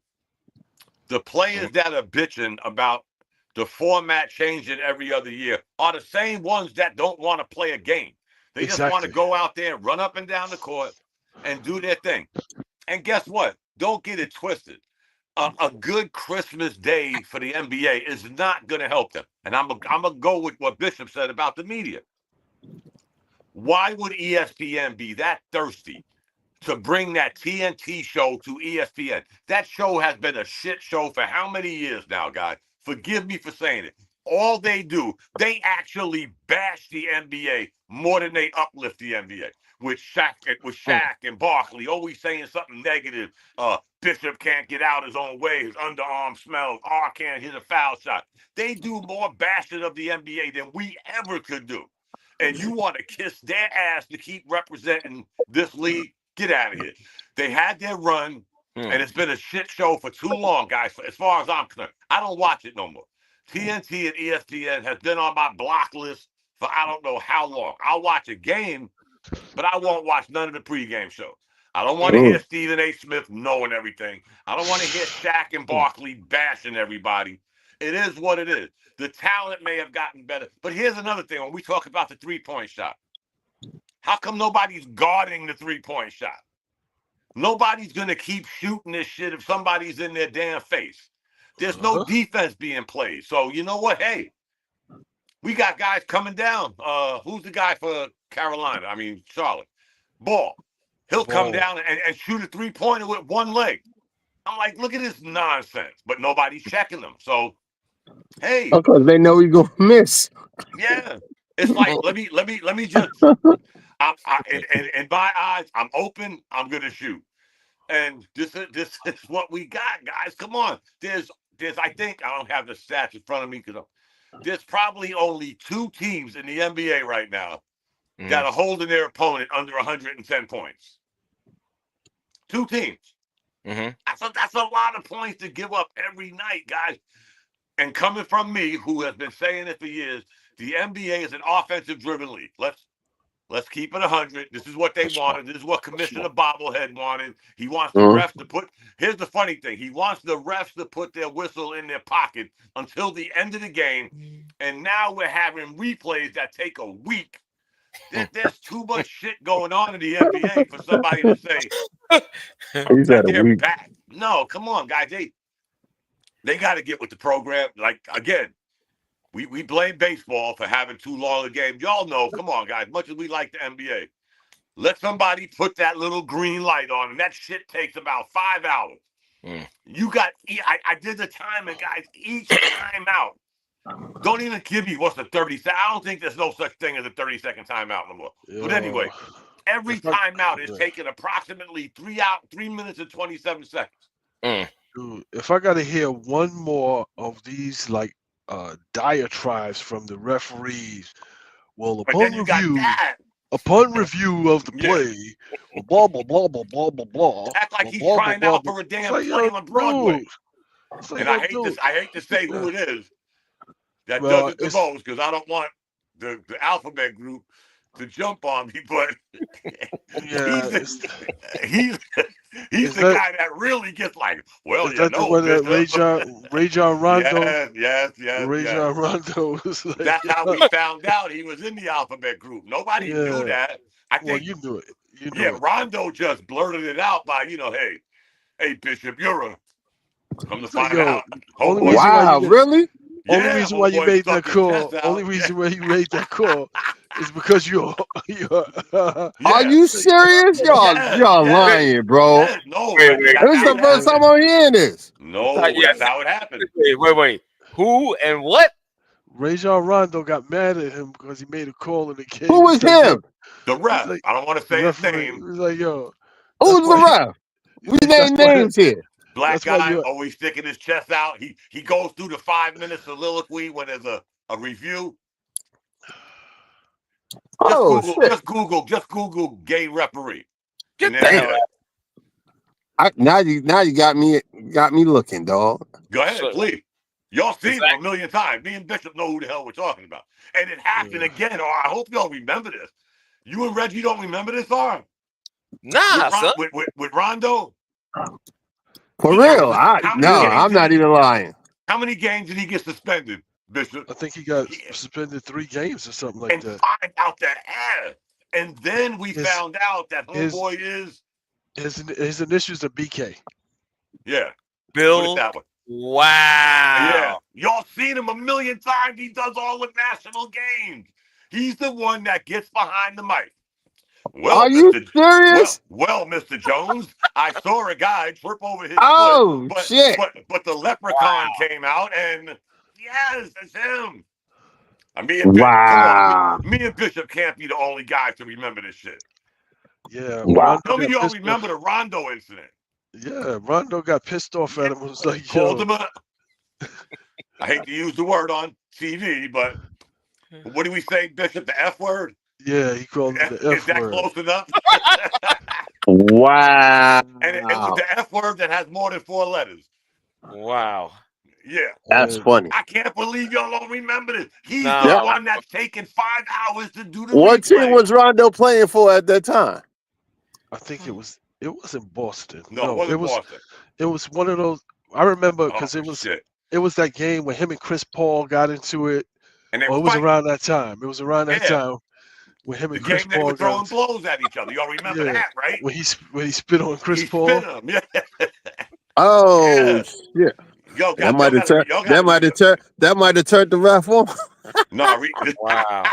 Research that shit, Reggie. I can't believe you and Otto remember this. I just saw it. I just did it. Wow. I wouldn't have thought that. For real? And homeboy looks like something out of a bodybuilding It ain't Bernard magazine. King. Let's just say it ain't Bernard King, dog. No, it ain't. No, it ain't. No. Wow. He wears like a small when he should be wearing a large. Right. Like he wearing one of them Under Armour t-shirts. Yeah. Oh, I'm sorry. Maybe he looking for Dwight Howard. I don't know. His hair is always coiffed perfectly. Yeah. Well, and he does the 5-minute soliloquy every time he steps. He grabs the mic, guys. Like, hold up. And Rodney Jones was going to the basket. That might be forced to happen. Yeah. Oh, stop it. Stop. Oh, we're gonna get kicked off. Y'all out of control. This is a family show. It was. But anyway, getting back to the point, he's one of the reasons that people are like, come on, guy, hey, the call has been overturned. Right. We don't need no 5 minutes soliloquy of what happened. At 5 minutes and 1 second in the third quarter, Coach so-and-so. Are you serious? Yo, he don't do that, yo. Yeah, challenge the call. Yo, dude, it's ridiculous. Reggie, if me and Bishop's lying, watch a game he's reffing and they do a review and tell me it don't take him at least 45 seconds to a minute to explain what the hell happened. Killing me right now. Oh, my goodness. I'm telling the truth, man. Y'all killing me right now. I mean, I'm not saying I don't believe you, but I just like in shock. Like, are y'all serious? This shit is crazy. Matter of fact, Bishop, I think Rondo was playing for the Clippers. Right. Okay. All right. Might have been the Clippers. I know. It wasn't for the sure. Celtics. He got to take the headphone. He put the headphones on. Take them off. He put the headphones back on. They talk a little bit. He take them off. Put them back on. Fix his pants. Come on, like, what's happening here? First of all, guys, y'all got to really watch what's going on, because when they do the review, he'll put the headphones down. They go to the TV. Don't let it be a nationally televised game. He has to go to the bench first, and he got to explain to Reggie Miller and whoever's doing the game exactly what he's going to call. Then he goes back to the mic and a partridge in a pear tree. And 20 minutes later, we finally get a call. Wow. That shit is ridiculous, guys. Serious. I'm sorry. We're going to get away from the other word, but overall, you know what? I got to YouTube this. I got to YouTube this. This got to be on YouTube. Yeah, it is. We researched Ray John Rondo calling the ref out his name. I did not know about that. I'm not going to lie to you. But did you know he was? No. Hey, look. All I'm going to say is it was a famous president last name. Okay, you could say his name. I mean, we ain't gonna get fired. Yeah, everybody knows he's gay. Got his wig pushed back. Oh, looking like Billy D. Williams back in Ladies Sings the Blues. Oh my God, man! I'm sorry, man. This dude looks like Billy D. Williams and Ladies Sings the Blues. Right now, I'm a little nauseated right now, to be honest. I thought y'all knew this shit. Wait, Dom. Yeah. You gonna let my arm fall off? Oh man, come on, yo. And Avenue, your mic is live, brother, as well. You know. Well, after all of that, the Knicks did what they had to do. I'm satisfied. I'm satisfied that for one game, at least one game, Jalen Brunson allowed somebody else to take more shots than him. And he almost blew the game, Bishop. Yeah. He almost blew the game in those last two possessions. Yeah, it's just like, dude, you don't have to play the same way that you played last season. These guys are proven, like OG is proven. Maybe he ain't gonna get you 40 a night or 30, but he's proven they've proven that they can score. So you need to move that ball. Josh Hart even worked on his shooting, his jump shooting. Yes, he did. You got to move the ball. It's like, like you don't have to. And Mikal Bridges is looking pretty damn good. I'll tell you this. Dom, were you impressed by Mikal? I'm gonna give you. I wasn't one of those guys. These crazy ass Knicks fans. We're worried about some elementary school kids that we traded him for 20 years down the road. Stop. Right. First of all, tell me another team that your 3 and 4 option has scored over 40 points this year, this game, this season. Our 3 and 4 options, Anunoby and Bridges, have eclipsed 40 points once this year. What other team can say that? Not many. But here's the trick to yesterday. This is the new NBA, guys. This is what I can't stand. This Wembanyama, whatever the hell his name is, during his interview, he wants to try to play tough guy. Well, I don't think they outplayed us. How does a team score more points than you and they didn't outplay you? Are you that stupid, or you just looking for a soundbite? He's just doing the Giannis thing. Just deny the obvious. Just deny the obvious. Yeah, well, dumbass. We didn't lose. We didn't lose. We just didn't win. We just didn't meet the challenge. They didn't really outplay us. We just didn't meet dude. You thought that you were coming into the Garden to break some records and set this scoring thing, because you were going for it, because he was launching them threes like it was nobody's business. Right. So you were going for some kind of Christmas Day stat, and it just didn't work out for you. Right. Because you were very disappointed at the end of the game. You were very disappointed, and it's like, yo, I'm with Drummond. You're soft. That's what the problem is. Soft. I tell you what, he's starting to become a dirty player too. Yeah, he's very soft. He does some dirty shit. Yeah. Get out of here with that nonsense. The Knicks should have waxed these clowns by about 20. Well, but it was one of those games. But here's the thing, guys. I think in the last week, the Knicks have actually beat 2 teams that are above 500, because we don't have many wins against above 500 teams. It might be at 6 or 7 right now. Okay. We haven't had much success with teams above 500. And then it started getting scary with the teams under 500. Detroit, Utah. Brunson was playing. Yeah, Brunson was playing the way he wanted to play instead of the way he should have been playing. And it's like those games, the games that they lost to Detroit, the game they lost to Utah. It's like, yo, there's about 5 games that we should not have lost.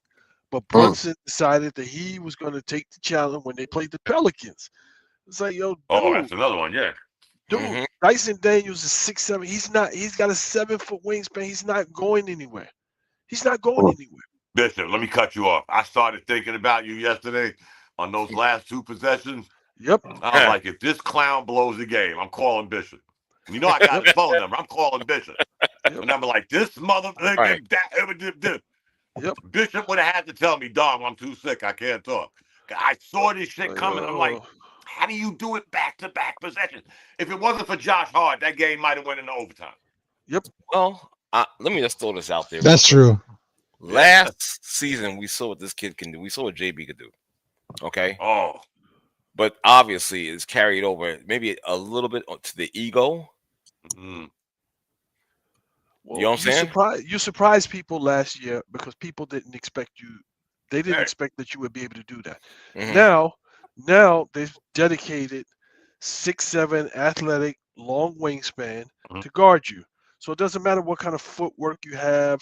You still 6'2" with short arms, and you could do all the kind of footwork you want. But I got a 7-foot wingspan. You're not going anywhere. You're not going anywhere. So again, be more of a point guard, be more of a distributor, and you can score your points as the ball rotates around. This like dribbling the ball, and you want to show everybody that you can shoot over a guy who's 6'7". Enough of that. Enough of that. Enough of that. Because now you're taking shots away from people who should be taking. Exactly. Man, we got much. I hate to say this. It's not like we're the 73 Knicks, but we got good. I'm not saying these guys are superstars. We got very good ball players. That fit in that role very good. I mean, you even take Cam Payne coming off the bench. Cam Payne and Deuce McBride are going to keep you in the game when they come off the bench. It's just that simple. It's that simple. Yeah, we got enough shooters, and we got enough shooters. You know, I think shooting is the one thing that we don't have the problem with.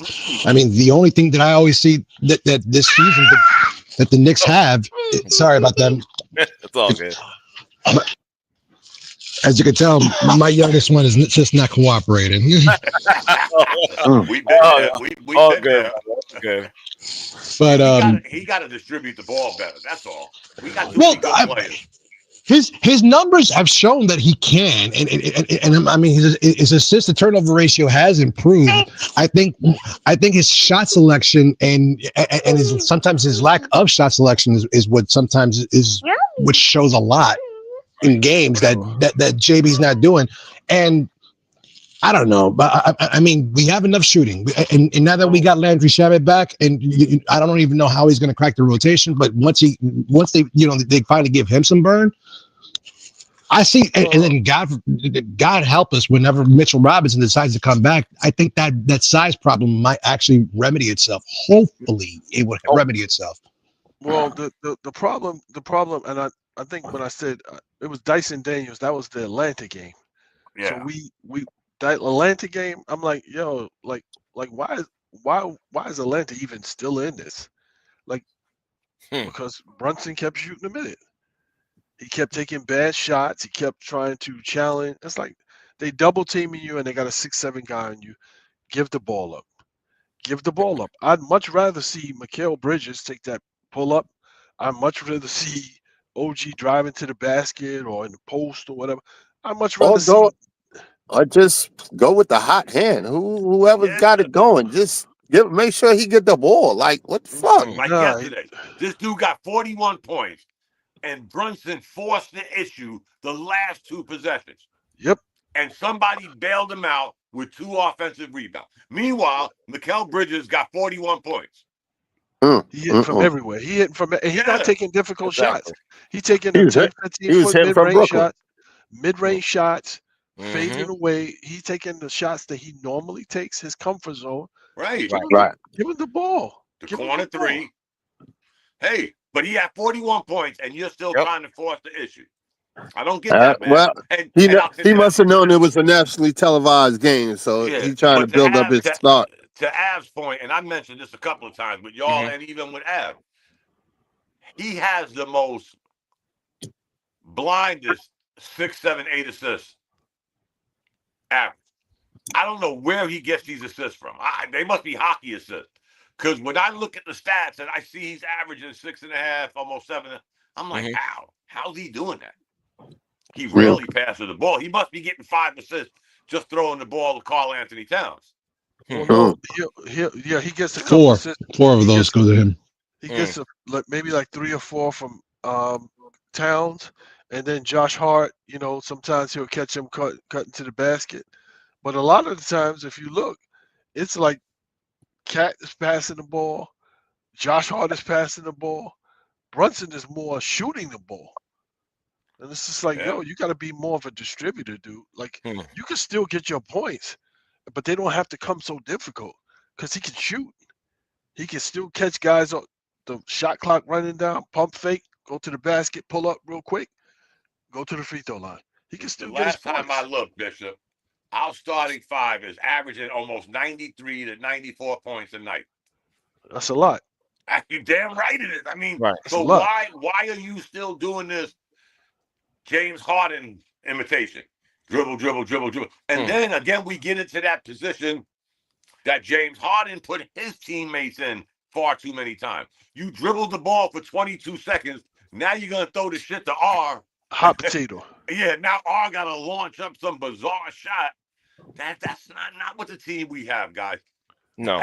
No, sorry. No, not now. At the beginning of the season, that was a problem because Bridges wasn't in the flow. Right. And it's just like the reason why he's not in the flow is because Brunson is not passing the ball. So how many shots would you feel comfortable Brunson taking? Like, how would you what would be the exact number that everybody would feel comfortable with? Because I don't know, I'm thinking maybe under 20, but maybe that's just me. 10 to 15 shots. Yeah, 10 to 15 shots. 12 shots. 10 to 15 shots. That'll give him his opportunity to score his 20 points, 6 assists, 7 assists, and a couple of steals, and you good. But no more than that. Think about this, guys. On average, just the average now, the average team is going to get up between 66 and 70 shots a night. Now that depends on your offensive rebound that night, whatever. But on average, we're going to get up 66 to 70 shots. So if we go low 66, 66 divided by 6 is 10 shots with a little change left over. You know, Towns got to get more than that. I can live with Anunoby, Bridges, Hart getting 8 to 12 shots a night. I can live with that because you still got Deuce McBride coming off the bench. He's going to get his shots. They count too. Cam Payne's going to get his shots. They count too. So you've got to factor in. You only get so many shots, guys. You only get so many possessions per basketball game. None of the You just got to make the best of it. Well, I'm saying it's about 85 shots. Now that everybody's jacking up all these threes. Yeah, well, yeah, depending on, Now that everybody's jacking up threes because it's about 85 shots. So you divide that between 8 starters. All Brunson got to do is get 6 points a quarter. He's good. He's averaging 24. That's it. I say 12 shots, 10 to 12 shots a night. I say, what do you call this? I'll give him as much as 17 shots. Nah, that's too much. I would too. I should be comfortable with 17. I'd be comfortable with 15. That's too much. Yeah, not for a point guard. I think it's taken away from what the other guys can do. Exactly, yeah. Last year, 15 shots. You're a point guard. You're supposed to control the flow of the game, not by shooting. I would have bought that last year. Not everybody's Steph Curry. That's all I'm saying. Not this year. We got too many options now, guys. Like I said, exactly. We got a starting five that's averaging 93 points a night. That's a lot of points for your starting five. Now, granted, some Tibbs minutes police will say, well, you know, Thibodeau plays them 38 minutes a night. Okay, all right. They're grown-ass men. When they start complaining, they'll start listening. They're out there playing ball. Like Josh Hart said, he had the best quote I ever heard. I waited my whole life to play professional basketball. I'm going to bitch about how many minutes I'm playing? This is my job. I waited my whole life for an opportunity like this. And now I'm going to say, it's playing me too much? Oh, come on, man. And to think where he comes from, he didn't come from where he was the Josh Hart we're seeing today. He was always a good rebounder for his size. But now, like somebody said, he improved his game. He's shooting better. He's definitely a hustle guy. And he'll give you 40 minutes. Him and Bridges, they'll play until they pass out. Right. Because they're built that way. So okay. I'm waiting for Bridges, OG, and Josh Hart to get like the same intensity on the defense on a night-to-night basis. Yeah. I'm waiting for them to get that in lockstep, because then that's when we'll start looking like, oh shit, Boston's gonna be like, oh shit, like there's a problem in New York. Once the three of those guys, it's like, yo, like you got somebody in your face at all times. You got the benefit is that they have is a schedule. I mean, the remainder 3 games of this calendar year, you got Orlando, and I think you got Washington 2 times. So, you know, they have some teams that they can beat up on and fine tune themselves in time. And again, it all depends on when Mitchell Robinson does come back, if he ever does come back. I'm not even banking on Mitchell Robinson. I'm not even adding him in the equation. I'm looking at how they utilize Sims. I looked at this dude the other day. I'm like, so classic example. He gets in the game. You know you're not going to pass him the ball in the post or whatever. He comes to set the screen for Brunson, sets a good screen, rolls to the basket. He's wide open. And Brunson does not pass him that ball. He does not throw the alley-oop. Now, again, somebody shot a jump shot. The ball hit the rim, hit the shot clock, went over the shot clock, and got stuck in between the shot clock and the backboard. It got stuck. You know when they have to have the guys come out there with the brooms and stuff? Yo, this dude jumped up there and got it. Sims jumped up there and got it. So I'm like, you mean to tell me that you can't throw this dude the ball anywhere in the vicinity of the rim and he's going to catch it for alley-oop? Like you can't do that at least 3 to 5 times a game so you keep the defense honest with you? You can't do that? And it's just like Josh Hart will do it sometimes. The second unit guys will do it sometimes, but it's like it's got to start when he comes in the game with the starters. You gotta keep this dude engaged. Like, imagine if he's that engaged, how many block shots he might be getting, or how many more rebounds he might be getting. So I'm not even banking on Mitchell Robinson. Mitchell Robinson to me is done. He's done. Yeah, I think they're gonna get. Again, I said this for years now, Bishop. The good thing about it is he has a very movable contract. Yes. Right. Yes, he does. A very easily movable contract.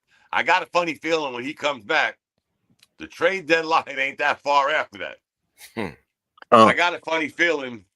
I don't know what they're gonna get. We gotta be careful because nowadays with this new CBA, and we saw it before, guys, before the new CBA, that every year it's gonna be this big storm of trades during the trade deadline, and then don't shit happen. Now it's getting even harder because this dollar for dollar, penny for penny shit is. And you know what? This is what they signed up for. This is part of the CBA they agreed to. So, again, he's in a good position because he's only getting like, I think, 15 mil a year. Right. So that's what are you going to get in return? I don't know, But you're right, Bishop. I think, and we had this conversation for how many years? 3 years now, maybe, with Mitchell Robinson. 4? Yeah. It's 4 like, seasons. It's like, come on now. It's me and Av had this dude traded before they signed that contract. We had him traded. I think we had him traded with Alfred Payton was still here. That's how long ago we had him. Damn. So, and then they gave him that new contract. We were like, oh shit. But then when he is healthy, he kind of sort of shows up. But he's a big man with ankle and foot problems. Yeah, big man disease. So he's the Knicks Daniel Jones. Is that what y'all saying? No, pretty much. No, he's not that bad. He's not that bad because when he's out there, he plays. Yeah, when he's out there, but he's not out there. That's a problem. He does give you, but at this point, it's like, all right, enough, because he'll come back and then he'll play for like 5 to 15 games, and then he'll be out again. It's like I wouldn't stifle. I would rock with Sims. Let him get some playing time and see what he's capable of. And Precious. Yep. It's like, and rock with that. And only time I would use, if I had to, is in the playoffs. If we needed like 6 fouls and we play in Philly, you know what I'm saying? You can go out there and chase Joel Embiid or whatever. But other than that, it's like I'm tired of the Mitch Robinson conversation. He heard, he not playing this and all right, enough with you, dude. Yeah. I'm done. Anyway, he's history. But you know what? You know what I want to see though, before we go? I want to see how he reacts to maybe the 12, 14-minute roll. Because he ain't getting much more than that. Because I don't think the Knicks are going to do the Rudy Gobert, Karl Anthony Towns thing. No.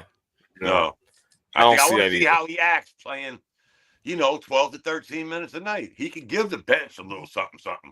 Right. But that so can Sims. So can Sims. Yeah, you're right. So could Achua. So it might be time to get rid of that.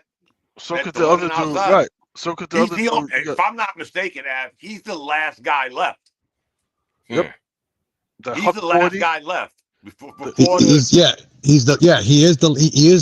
right now the senior member of the team. Everybody's gone. Yeah. And remember a couple of years ago when we were like, we're signing all our rookies. He was the first one, and now he's the last one left because Quickly's gone, Barrett's gone, Randall is gone. I mean, that should just tell you right there. He wasn't an original. Mr. Exactly. Robinson was one of ours, and all of them are gone. Kevin Knox. Yeah, Grimes is gone. Grimes, yeah. But here's the funny thing, guys, and I mentioned it last year. We went to bed one night, and everybody was like, man, how did the Knicks give Little McBride a 3-year, $15 million contract? 5 minutes later, everybody was gone. Grimes was gone. Quickly was gone. Barrett was gone. I'm like, shit, somebody knew something that we didn't know. And look what he's become. Yep. Look what Deuce has become. Indispensable. Yeah. Guys like Vinnie Johnson, the microwave. Yes, sir. comes in, does his thing, and goes back to the bench. Okay, I'm happy. All of them folks that was like, yo, we got rid of RJ, we got rid of IQ and this and that. Yo, where they at now? Yeah. IQ looking like Frederick Douglass. Haven't played a game. Yeah. Haven't played a game. Like RJ still missing bunnies. RJ still got to take 28 shots to score 24. Yeah, what's Obi Toppin doing these days? I don't even know. I lost count of him. Oh, he just hit a 3-pointer before I came out with R. Oh wow! I was watching the game. He's there with Indiana. They just lost to OKC because they don't play no defense. They can't get out their own way. I said that shit last year. Right. As much as we talk about the Knicks guys, they are one of the 3 or 4 teams that are holding their opponent under 110 points. Under 10 points, right. And we're bitching about their defense. I mean, in a league when nobody's playing defense, I mean, give them a little credit. But once that defense, and it's going to happen, guys. Thibodeau is a defensive guy. But the offense just looks so good that I'm not going to say damn defense because, you got to play defense. But, damn, that is a crisp. When that ball is moving, Lord. It's a thing of beauty. Right. I think I still believe, guys, I don't care how good Cleveland looks, the Knicks are still going to end up the 2nd seed. So they'll have home court until they make it to the Eastern Conference Finals, if they make it to the Eastern Conference Finals. And let's see what happens, guys. You got to admit, for some people, this is probably the best team they've ever saw on the Knicks. Mm-hmm. Yeah. For us older guys, we've seen, at least I have. I'm not buying into the Cleveland thing. No, at some point, Donovan Mitchell is going to be Donovan Mitchell, and at some point, that Garland kid, he stays hurt all the time, and as soon as one of those bigs get hurt, they going into obscurity. The one thing I can buy into, guys, what they did is they kept everybody. Yeah, and after a while, continuity. Yes. Comes into play. We know each other, blah, blah, blah, blah, blah. They've knocked on the door early. They got a lot of talent, guys. We can't deny that. I'm not going to say they suck. They got some talent, and they've been together for like 4 years now. Mm-hmm. So will they make some noise in the playoffs? I don't know. I'm not going to go by what they did in the past because each one of them have gotten better, especially Mobley. Mm-hmm. This guy's legit, guys. He's still, 23 years old, maybe? Yeah, but the only reason why he's allowed to be legit is because Mitchell and Garland have stopped jacking up all of them shots because he couldn't get any shine because they were taking a lot of shots. Now they've said, okay, well, let's make some space for him. I wonder how long that's going to stay. Well, think, guys, they gave up marketing. They had the 3 biggest guys on the starting 5 in any team in the league. They had damn near 3 7-footers starting every night. And, 2 of them were good shooters, Marketing and Mobley. They could shoot, especially Marketing. So, but you gave up Marketing to get Mitchell. I get it. But again, guys, sooner or later, that continuity, that teamwork, that me knowing R and Bishop, and that comes into play sooner or later. Like, I know these guys. I know what they – but I still think the Knicks will be the number 2 seed. So if you think about Cleveland as well, Atlanta beat them twice, back to back. Atlanta beat the Knicks twice. Yeah, I'm not the reason why Atlanta beat the Knicks is because of Brunson. That's I the don't reason care why. what it was, Bishop. They beat them twice. They beat them twice and got the dice on the Knicks logo. Yeah. They beat us twice. So yeah. I'm not going to put no stock in Atlanta. But I'm saying they beat Boston and they beat Cleveland. Yeah. They beat Boston and they beat Cleveland and they beat the Knicks, the top 3 teams. The top 3 teams. And convincingly. It wasn't like this dude's and these again, Bishop, going to your point about Brunson. If anybody on this line right now could have told me last year that next year Trae Young's going to lead the league in assists, I'd have called you a bold-faced liar. Exactly. Who's leading the league in assists? Trae Young. Trae Young. Yeah. Go figure. So, yeah. And he's still getting his shots, guys. He's still averaging over 20. But he's leading the league in assists. So, all right. Go figure. All right. Well, gentlemen, It's been a true honor and pleasure sharing this platform with you guys. Av, thanks for joining us tonight. Dom, of course, the Bishop, Reggie, Ronan. Thank you guys for being with us and your support. And you guys have a blessed rest of the weekend. Oh, Reggie went to sleep. Oh, damn. No, I'm here, dog. I'm here. Damn. Y'all have a blessed, safe, happy weekend. Thank you, guys. I'll see you next week. Happy holidays, guys. Happy holidays.